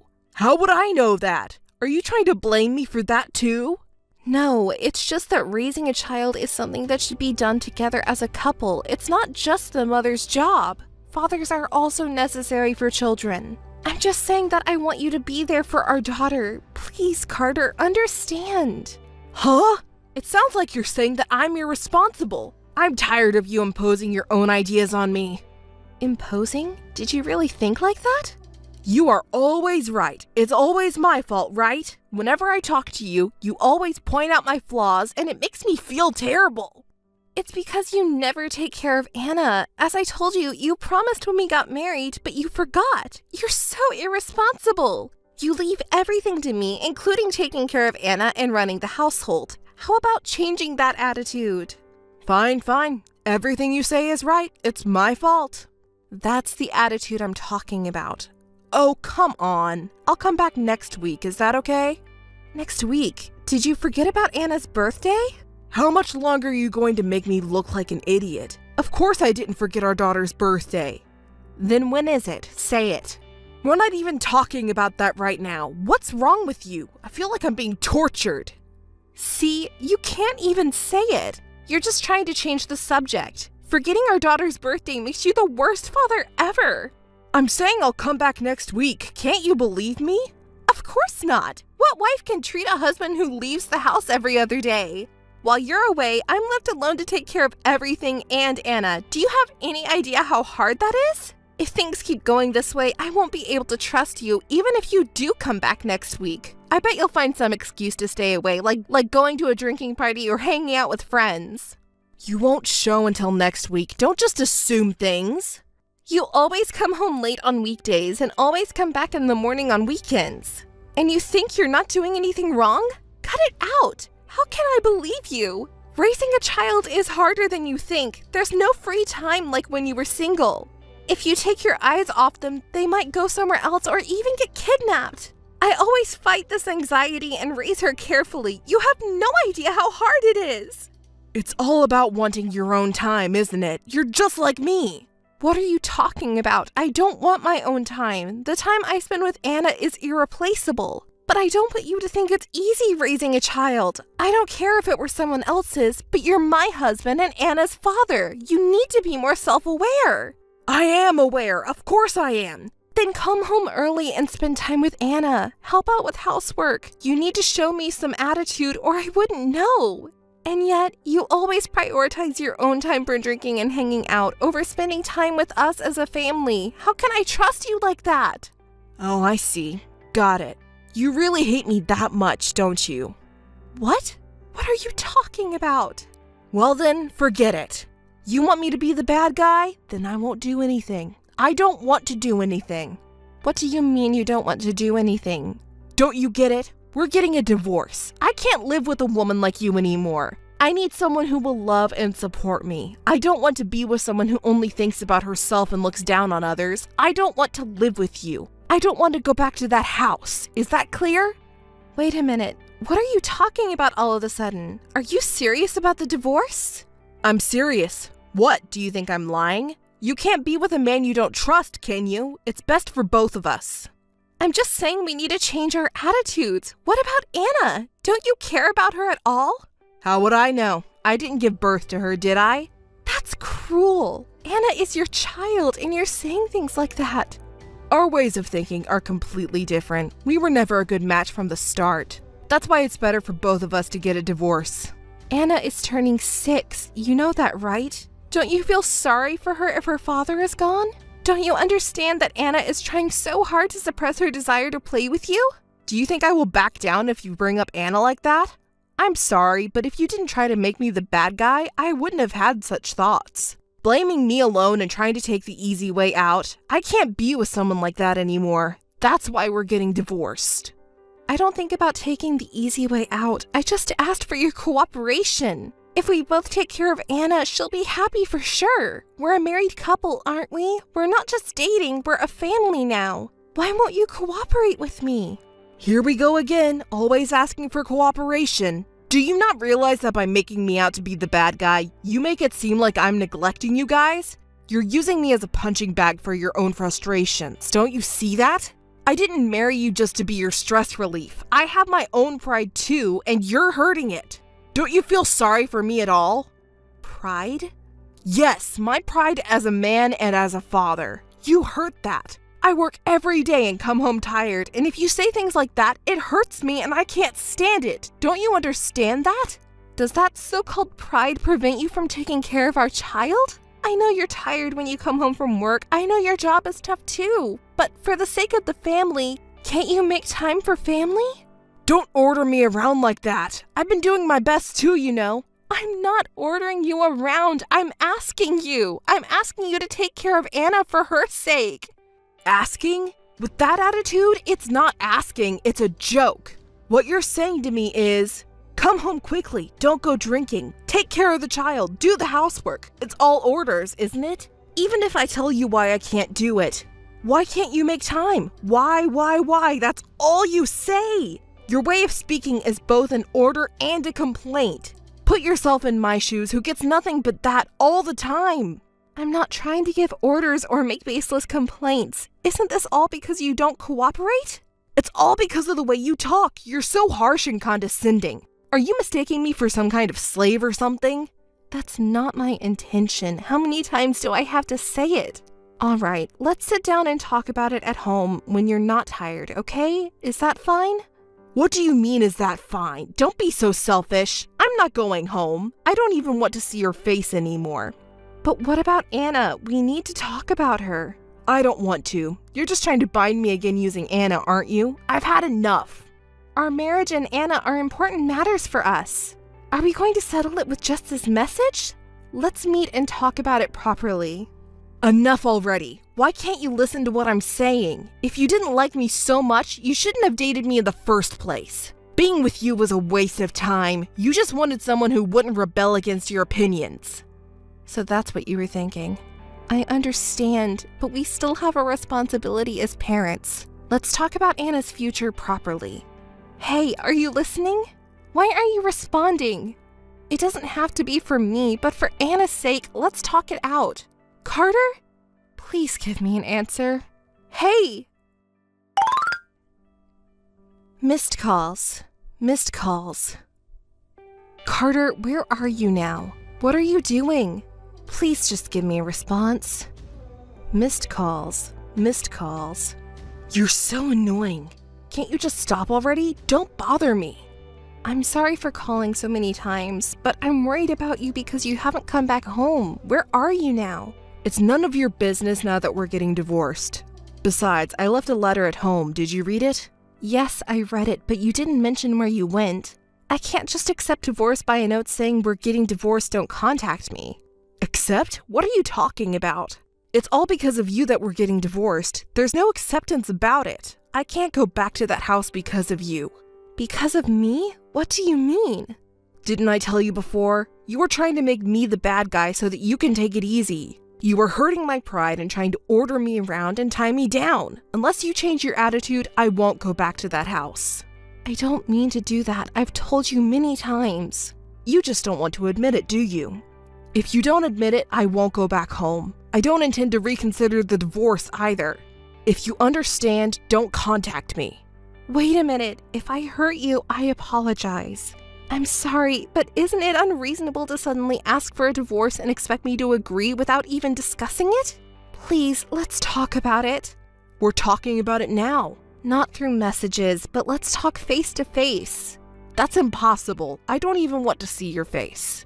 Anna wants to see you. Her friends told her that she's a bad girl and that's why you left. She hasn't been able to go to school since yesterday. Can you please meet her once? Poor thing. If her mother wasn't like this, she could have gone to school like a normal kid and would have been in a happy, normal household by now. Carter, please, come and see Anna. I'm sorry, but I can't do that. I've said it many times before. I don't want to see you. I want to see Anna, but if I see her, I'll inevitably have to see you, and then you'll blame me, won't you? It's so obvious. That's why I can't see Anna either. But did you think I would come to see you if you brought up Anna? Too bad. I know what you're up to. I'm not up to anything. I just wanted to talk to you about our future. You can say anything you want, but I heard you say you weren't satisfied with the divorce I brought up. Yes, let's discuss this. I don't agree or accept that discussion. I have no intention of discussing it from the beginning. If you understand, don't contact me again. Why are you being so selfish? It's about your wife and child. Don't you care? No, I don't care. I'm busy with my own life. Unlike you, I'm not very smart. It's really shocking that you were that kind of man. Say whatever you want. Oh, by the way, I put the divorce papers in the drawer. Sign them quickly and submit them. In the drawer? I found it. So you're really serious about this? That's what I'm saying, aren't I? You really don't believe what I say. I can see that now. You don't trust me, so you're trying to order me around and tie me down. I see. Your sister was right. Can enjoy my trip without any worries. Thank you. A trip? Yeah, to commemorate our breakup. Well, goodbye then. I understand. I'll submit the divorce papers. Say hi to Ray for me. Ray? You don't have to hide it anymore. You're with her now, aren't you? I know. I heard it from my mother. Ray suddenly said she was going on a trip and ran away from home. You're with her, aren't you? What? You found out? Yeah, that's right. We're here on a stress-relieving trip. Paris is great. It's a completely different world from home. I see. Well, that's good to hear. Ray must be having a lot of fun. Of course, she can't say it's an affair trip, so she lied to my parents and said it's a trip with her friends, and I heard she even got money from father. Ah, Ray seems to be having a lot of fun. No parents to nag and no sister bragging about having a child. It feels refreshing. Ray doesn't even work properly and still relies on our parents for allowance. I want her to start working seriously. It's embarrassing as her sister. You're speaking pretty harshly to your own sister. Do you hate her that much? Well, it's true that Ray is more popular with guys than you are. She's cute, kind, and most importantly, she doesn't look down on men like you. I'm not looking down on all men, just irresponsible men like you. Oh well, I prefer Ray who is obedient rather than you who keep complaining. Besides, she's younger. We have fun together. That's good for you. What about your own daughter? You're not even going to think about her? Of course not. It's not my concern. You can raise her however you want. Don't you feel sorry for Anna? It's bothersome. Raising a child is just a waste of my time. Child rearing is a woman's job, right? That's what people have been saying since old times. I even wrote a letter along with the divorce papers. You should be grateful. I'll accept the divorce, but what about Anna's tuition and child support? Are you planning to do nothing? Of course. After the divorce, you and I are strangers. Naturally, Anna will also become a stranger to me. It's not of my concern. We're no longer family or anything. If Ray and I have a child, we'll need money for that. We can't afford to spend money on someone else's child. Anna is your child too, but you already think of her as a stranger. Well, we might still be related to each other, though. Oh, and if you want compensation, get it from Ray's parents. She tempted me. They'll be the ones to solve that problem. It seems like Ray is convincing her parents. Ah, sorry, I forgot. They're your parents too. If you can get compensation from your parents, then go ahead and try. I don't care at all. Of course you don't intend to pay by yourself. Obviously. Don't think you can get away with such accusations. I will never forgive you. That's why I'm going to contact the police and file a missing persons report to find you. Huh? That's how I'll find you and make you talk to me. I still have the divorce papers here, so I have the right to file a missing persons report for you. Hey, do you really have to go through all this trouble just to meet me? Can't you just let me go already? That's what I hate about you. Why don't you understand? I don't want to see you ever again either, but I can't feel better until you regret what you've done. What are you talking about? If you don't want to see me, why don't we just file for a divorce and be done with it? You're not making any sense. Do you realize that? I'm meeting with you for Anna's sake, to talk about money. I'm not thinking about getting back together or remarrying you. I know you're in a panic because you can't get your hands on the money, but I'm here talking to you, and I'm with Ray. I haven't disappeared. It would be a hassle for the police to search for a husband like that. And you're the one who can't accept a divorce and are overly attached to your husband like a stalker, so you're the one who will be embarrassed. Is that really what you want? Do you want to be the laughingstock of the neighborhood? I don't care. If it's for Anna, I don't mind being laughed at. Don't you remember what you said before we got married? Huh? What are you talking about? You said that you would make me and our future child happy. Huh? When did I say that? I don't remember at all. You're the worst. I also regret marrying you. I really feel sorry for Anna. Right, that's what I'm talking about. That's why we should just do our thing. You two get along and live on. Did you forget that today is Anna's birthday? Don't you have anything to say? Oh, was it today? Well then, tell her I said happy birthday or something. Is that good enough? Ugh, there's no way I'm telling her that. She has to forget about you, you know. What? You're so cold. Can't you even hear the last request from your husband? I didn't know you were such a cold woman. Hey, what now? Are you going to ignore me now? Oh well, I don't think we'll ever see each other again, but take care. Well, if I get tired of Ray, I might come back. Keep praying for that. Missed call. Missed call. Missed call. Missed call. Missed call. Oh, it's the cheating husband Carter. Long time no see. What's up? Don't act so distant. You and me, right? Whether I have any attitude towards my divorced husband is my own business, isn't it? We're strangers now.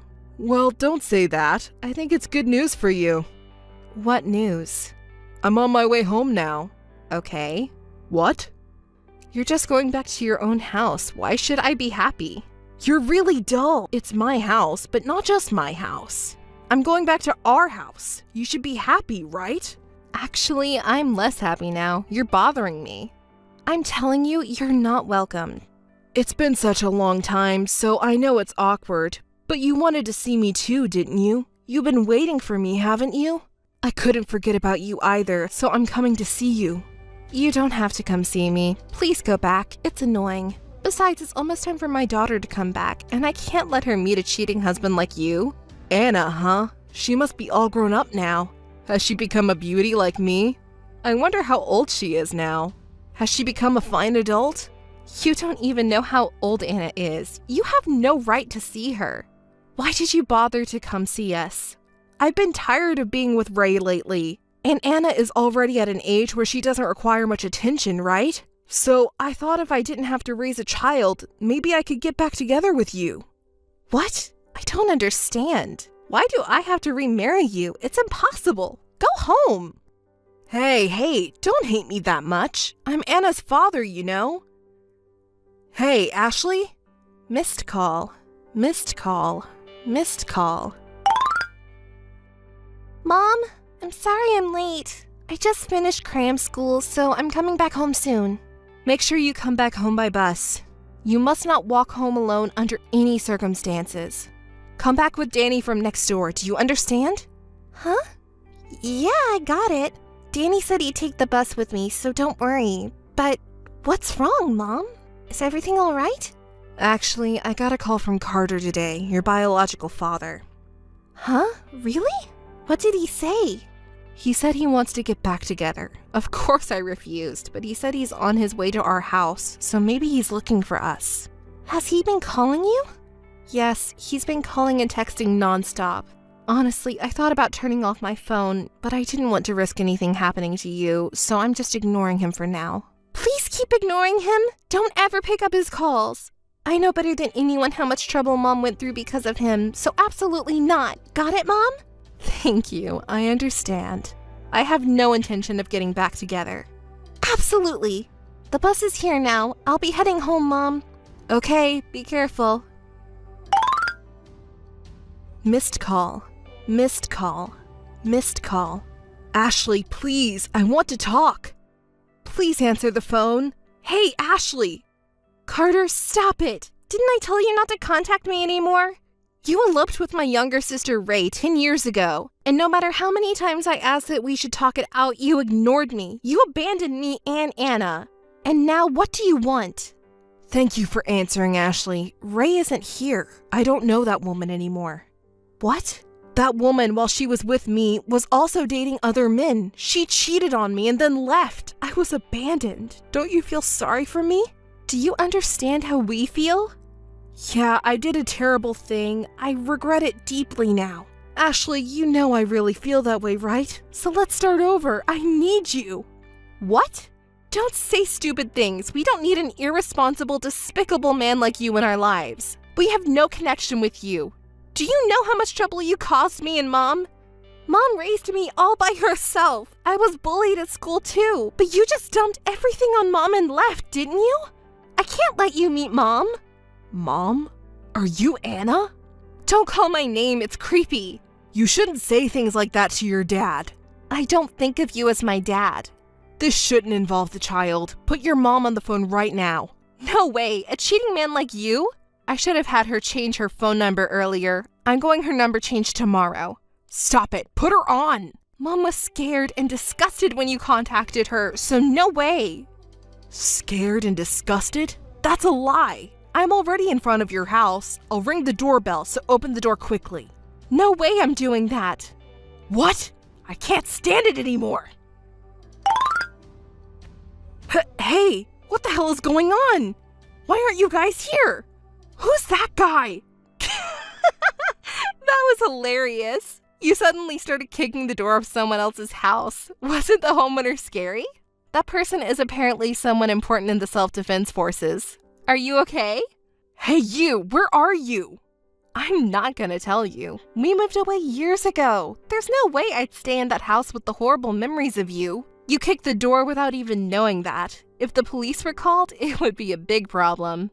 Oh, do you want to see this? It's a video I took of your ridiculous behavior earlier. Why did you film that? Because I thought it would be funny. If you were desperately kneeling down with weak knees, it's really funny. Shall I show it to other people? Can I spread it around? Stop it! You've gone too far!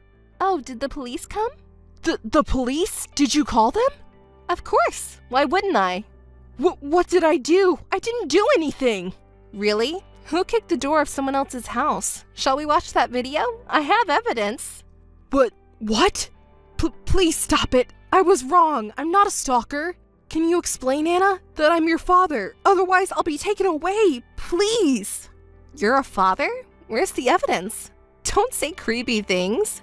Anna, this is no time to joke around. I just wanted to be with Ashley again. Please understand, Anna.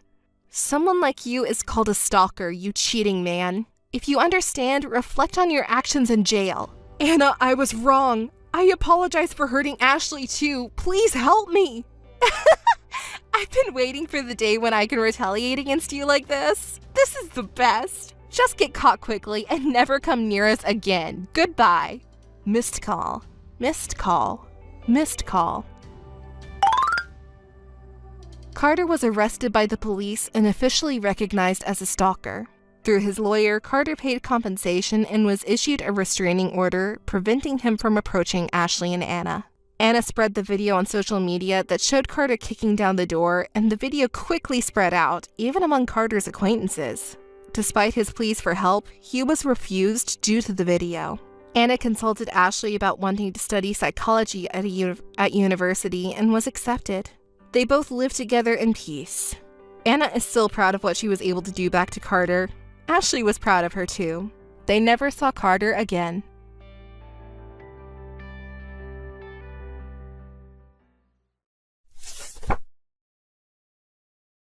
Hello, it's nice to meet you. I'm Emma, James's new secretary. Nice to meet you.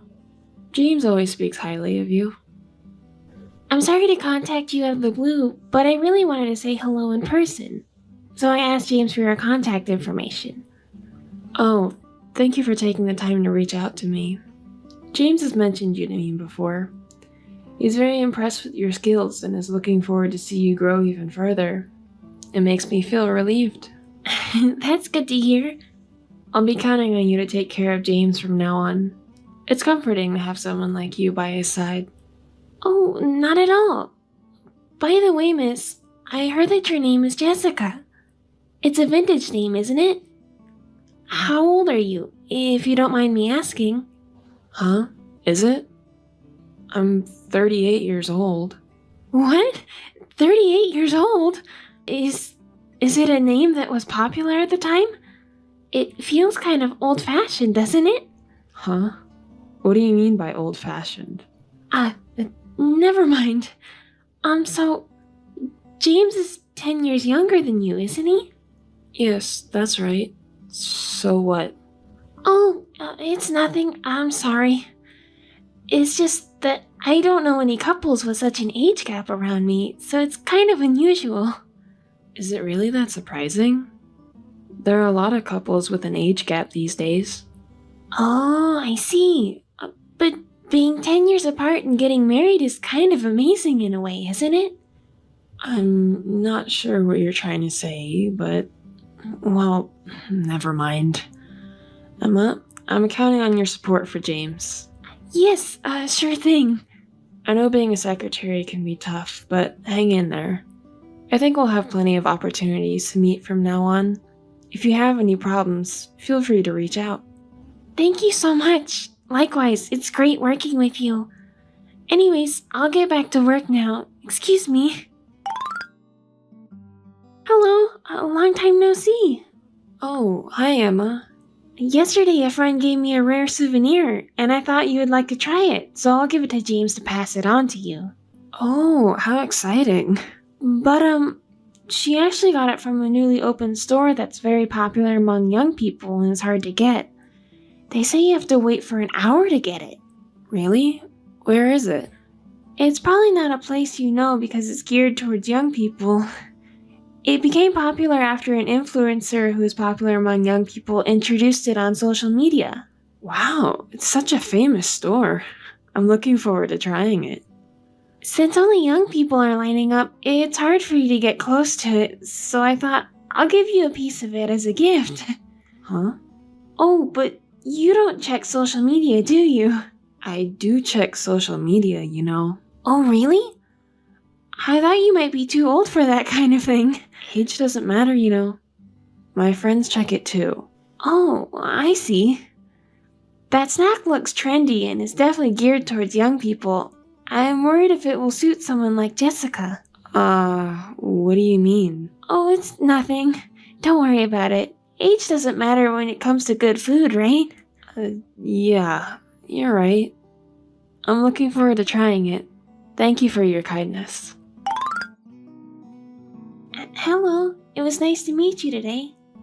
Likewise, it was nice to meet you too. Yes, after that I went on a lunch date with my husband. Have you returned home already? I got back home a little while ago. Is everything okay?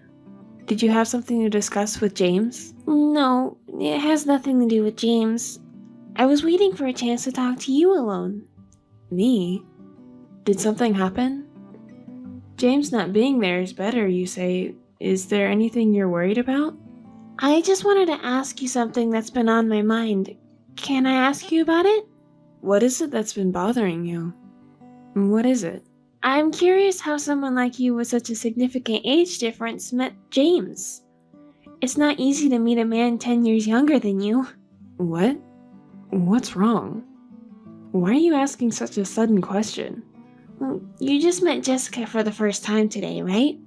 Yes, that's right. I was really surprised when I saw you, though. Surprised? Was there something about me that surprised you? Well, you see, you're an older woman and looks pretty average, while James is a super handsome guy with high specs. I can understand if his partner was someone really beautiful, but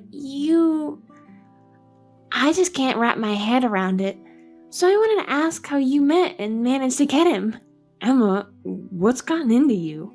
I don't understand why you're saying these things. No, I mean, don't keep repeating it like that. I just want to know how an ordinary middle-aged woman like you was able to marry James. Emma, do you realize how rude you're being? Am I being rude? I'm just saying what I honestly think, right? Well, I think everyone at the company probably thinks the same way. Did you hear someone else say that? I didn't hear it from anyone in particular, but come on, let's be real.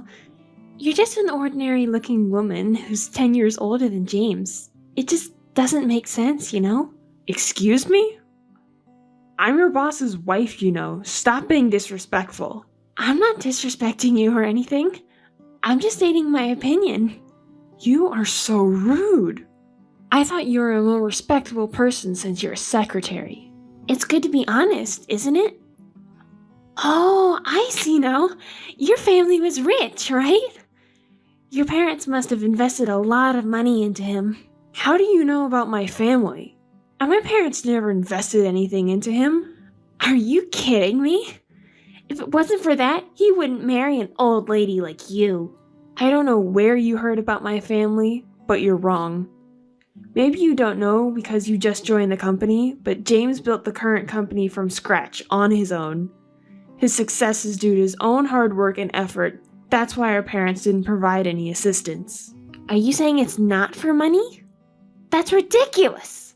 Your parents probably supported James behind the scenes. You just don't know it. I'm telling you, they didn't do that.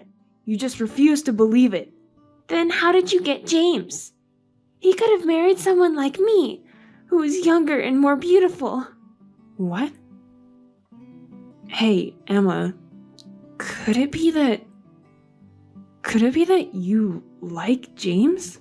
I thought older women were clueless about this kind of thing, but of course you would have figured it out eventually, right? That's right. Huh? Emma, are you serious? Of course I am. Serious about what? What are you thinking?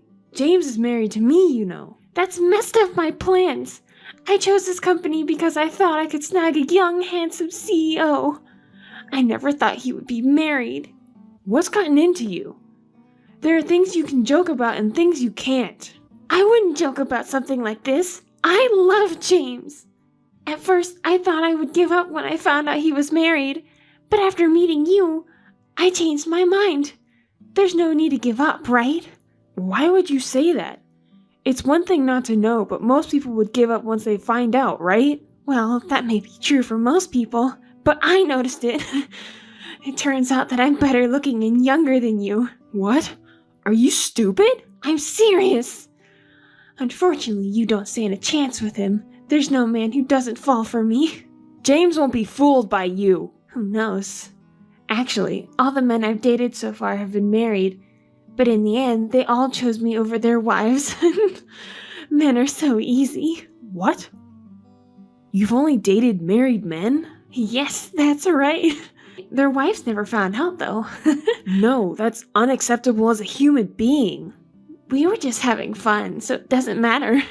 But this time, I'm serious. So I told you to have a fair and square competition. That's why. Competition? What kind of person are you? What a despicable woman you are. You can say whatever you want, but it doesn't matter now. It's in the past. And it's not a problem since it didn't come to light. It's not a problem if it didn't come to light. But you know, they just come to me on their own, even if I don't invite them. It seems like everyone is crazy about me. I'm not the bad one since I didn't invite them, am I? I see. But now you understand, right? What, that you're a despicable woman? No, it's not about that. James will fall for me too, you'll see. Jessica. So we'll have to ask you to give him up. I see. You have great confidence. I really can't even muster the energy to be angry at someone as ridiculous as you. I have no intention of competing with you. Enjoy feeling confident while you can. It's a shame, though. I was told the new secretary was competent, so I was reassured. I never expected her to be such a scheming woman. I'm a genius. Not only can I deceive men, but I can also deceive you. Is that so? I was completely fooled. By the way, does James know about this? Of course not! James trusts me from the bottom of his heart. I always act as the best secretary in front of him. So I have one request. Promise? Please, don't tell James about what we talked today. If you do, I'll mess up the company. What? What are you even talking about at this point? It's really ridiculous. Anyway, if you want to protect his company, then stay quiet. Emma, where are you right now? You've really done it now. Oh, Jessica. Hello. I'm in the president's office at the company right now. It's not hello. What the hell is going on? Well, what's wrong? Why are you so angry? It's not what's wrong. James said he forgot his tie, so I came to deliver it to the company, but I was stopped by the security guard and couldn't get in. Is that so? That's unfortunate. I'm his wife. It's ridiculous that I was stopped. You're the one who pulled the strings behind the scenes, aren't you? Huh? What are you talking about? Oh, but the tie. Though, if that's what you're talking about, then it's no longer necessary. What do you mean it's not necessary? James asked me to bring it. Well, if he asked you because it's necessary, then it's obvious, isn't it? You just don't understand things after one time, do you? I already prepared it, so it's not necessary anymore. The ones I chose and bought are better than the ones you choose. I always thought the ties he wears are so tacky. Jessica, you really have no sense, do you? Well, I guess it can't be helped since you're an older woman. What? Ugh, you're such a rude person. Is that so? I want him to be perfect, so from now on, I'll choose and buy the things he wears. What are you talking about? You said that James is support? Please. I'll take good care of James, so you don't have to worry anymore. Stop fooling around already. This tie is the most important thing to James. He always wears it as a lucky charm for important business negotiations. He was planning to wear it for today's negotiation, but he forgot it at home and asked me to bring it. Oh, I see. But it's too bad. From today on, this important tie will change. I chose the one for James. I'm sure he'll like the one I chose for him more than the one you picked. That's enough. I can't talk to you anymore. I'll contact James directly and give it to him. Oh, that's impossible. James is in a meeting right now. But he carries a smartphone with him, so he should be reachable. Oh, that's also impossible. He left his phone in the president's office, so I don't think you can contact each other now. Oh, really? That's a problem. Yeah, it's too bad. But let's give up. I'll explain everything to James myself, so don't worry. Okay, I understand. Then can you give the tie to him for me? But I already told you that the tie is prepared. Anyway, come and get it now. Oh, by the way, you haven't told James about me yet. You kept your promise, haven't you? You haven't mentioned me to James yet. Well done. Yes, I haven't told him yet. After that, I thought about it and realized that maybe you're just thinking about him on your own. As his secretary, he trusts and expects a lot of you, and I trust James. So for now, I've decided not to say anything. Being young is definitely a good thing, isn't it? He always wants to have young people around him because he's stuck at home with an old lady. James is also a man, so he prefers a younger woman. It's only a matter of time before he chooses me over Jessica, who is old. You always say such funny things. James would never choose someone like you. I just don't want to bother him with such trivial matters. Trivial matters? That's because you can afford to be carefree now. Is that so? Anyways, can you just accept this tie quickly? Did you not hear what I said earlier? I already said that it's not necessary anymore. Just come and get it now. You'll regret it if you don't give it to James. What do you mean? It's for your own good to take it now. Fine. I'll accept it just this once. You should have just accepted it quietly from the beginning. Anyway, thank you. Hey, Jessica. How are you? There's something I really want to ask you. What is it? Hey, how are you? You're still such a rude person. I can't believe you have the nerve to contact me like this. Oh, come on. It's no big deal. Let's be friendly with each other since we both love the same person. You're truly hopeless, you know that? I'm not even interested in listening to your nonsense. I'm not so bored that I want to listen to your nonsense. Should I just block you now? Come on, don't be so cold. Listen to me for a moment. Oh, by the way, the reason I contacted you today is because, well, I want you to break up with James right now. Huh? You always say things that make no sense. Oh, you still don't know? I started dating James. What? Why are you suddenly saying something like that? Stop saying weird things. It's true. He's head over heels for me. A young girl over an old lady like you, right? I won this competition. That's a lie. No, it's true. I understand if you don't want to believe it. I won't believe anything you say. Even if you say you don't believe me, it's the truth. James said he'll break up with you. Oh, really? I've never heard that from him. He's so kind, so he doesn't want to hurt you. If you heard that he chose someone younger than you might faint or something. Well, I thought that might be the case. But you never know when he'll tell you if you wait, right? That's why I contacted you instead. You feel frustrated that he might be stolen by a younger me, but don't you want James, who you love, to be happy?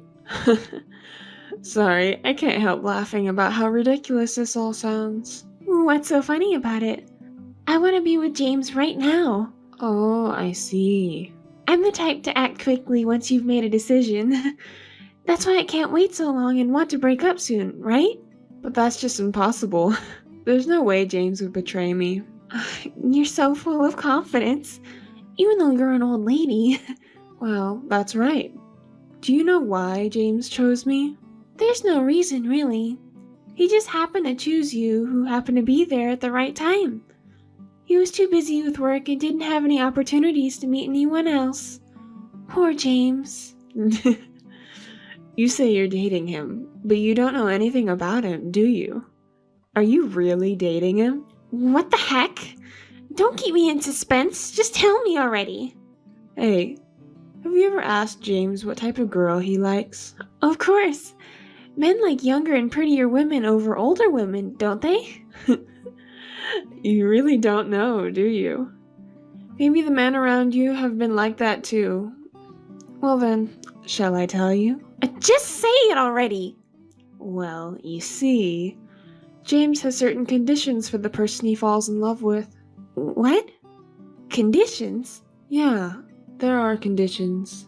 It's like, he likes women who are 10 or 20 years older than him. What? That's impossible. It's true. He's always had a thing for older women. That's why he chose me, 10 years older, to marry. That's a lie. James is just being considerate of you. An older woman. You're just trying to convince yourself of that. It's definitely true. It's too bad. He talked about his preference for older women, and even his parents have mentioned it. Apparently, he also dated someone much older than him before me. So it's true. You're lying. Stop saying nonsense. You're trying to break up James and me. I won't be fooled. So, I'm saying that it's true. Why don't you ask him and confirm it? You're dating him, aren't you? That's right. He chose me, so it's definitely the lie that he likes old ladies. It would be shocking to find out that the person you love likes someone completely opposite from you. Well, that's why I realized that what you're saying is a lie. Shut up! You damn old hag! Your true nature as a nasty woman is finally coming out. That's why, unfortunately, just give up.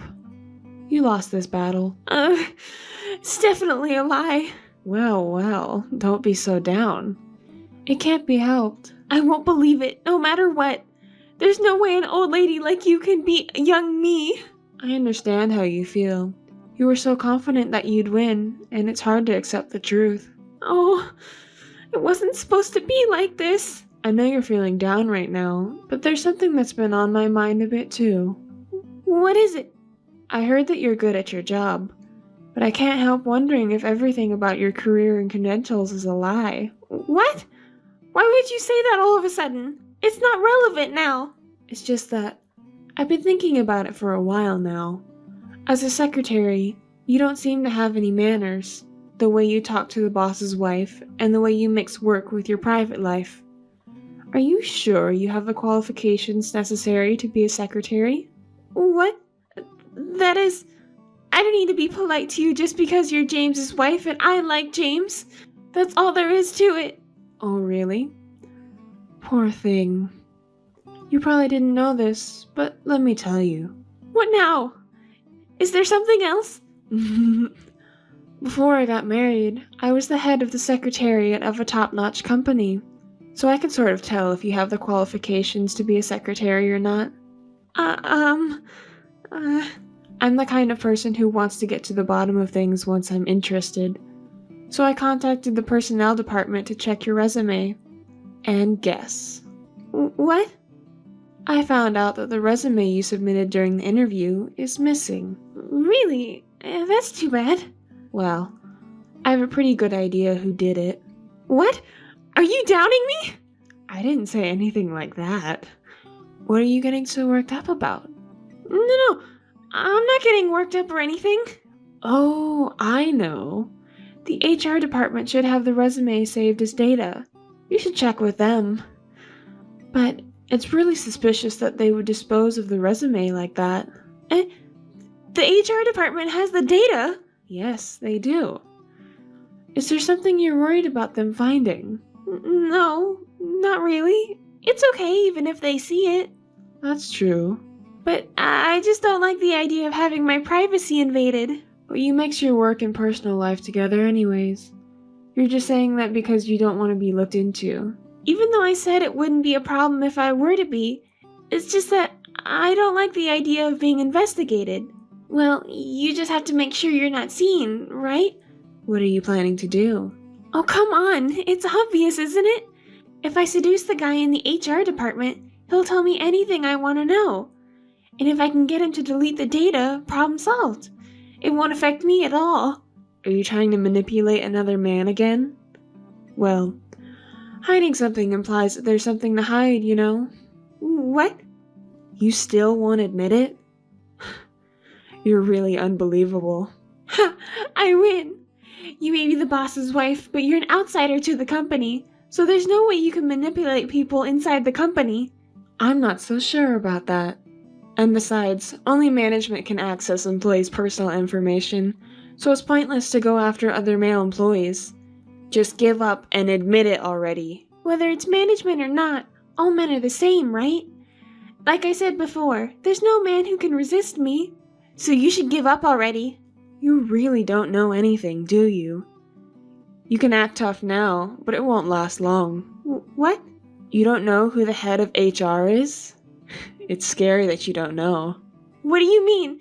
Spit it out! I think I'll disappoint you. But the head of HR is my brother. What? Your brother? Your brother is the head of HR? That's right. You really didn't know, did you? I heard you were a competent secretary, so I thought you knew the internal situation of the company. There's no way I could know that! So, whatever you do is useless. My brother won't be deceived by you, and I've already told him everything. So, such a thing? Well, you were so desperate to get James that you completely neglected your work, didn't you? You had no idea about the internal information, do you? What's so great about being an excellent secretary? Hey, stop it! What's the matter with you? I never trusted you from the beginning. James hasn't been told anything yet because he's still expecting something from you. But I'm sure he'll be shocked when he finds out. From the beginning? That's a lie. It must be a lie. Because you believed me and got deceived. It seems like I was one step ahead of you. I had to deceive you to reveal your true nature. Your behavior and attitude towards me were unacceptable as a secretary. I'm currently investigating whether there's any misrepresentation, including your past work history. Once everything is clear, I'm going to tell James too. What? You're just saying things off the top of your head. Where's the evidence? I said we're currently investigating. So just wait nervously, okay? It's such a terrible company to investigate even employees' private matters. Unbelievable! Why are you getting so mad? Do you have something to hide? Falsifying your work history is a serious crime, you know. Which one is worse, It's written in the employment contract you signed, isn't it? That we would investigate if you took actions that caused or were likely to cause damage to the company. And you've become the subject of that investigation. I didn't even read the contract properly. It's your own fault for not reading the contract properly. Anyway, just give up already. You're finished. Jessica, please. I apologize for everything I've done so far. I'm not even dating James. I made up all the lies. I'm really sorry. James would never fall for someone like you. I never believed anything you said from the beginning, and it's too late for apologies. Do you think I can keep a wicked woman like you, a scammer, close to James? It can't just be forgotten. I'm sorry. I understand now. I won't go near James anymore, and I'll quit the company too. Please forgive me. It's already too late. But, as for the company's disciplinary action, it's not up to me to decide. So just wait for the company's response. Look forward to it. I heard that after, Emma contacted the company regarding the unauthorized investigation of her personal information. She threatened to sue the company by hiring a lawyer. She is just an evil person, isn't she? When we looked into her private life, we found more and more misconduct, including falsifying her work history and embezzling money from her previous employer. Her parents had to shoulder the burden of the embezzled money and pay it back. I reported everything to James, who had trusted her, and he was shocked at his poor judgment. Emma was severely scolded in front of the board members, including James, and given 2 options: to go to the police or to reform and work for the company. She promised to reform herself and work for the company. James asked me to be her mentor, so I trained her strictly and made her obtain all the necessary qualifications for a secretary. She's become a wonderful secretary, calling me big sister and always following me like a puppy, showing great affection. Her character and manners have improved dramatically, and she has grown into an outstanding secretary. I guess she had the potential all along. As for me, I'm revered as the god who turned the evil woman into a saint by everyone in the company, and Emma's parents even thanked and respected me. James and I are still good friends and have a good relationship. No one can come between us.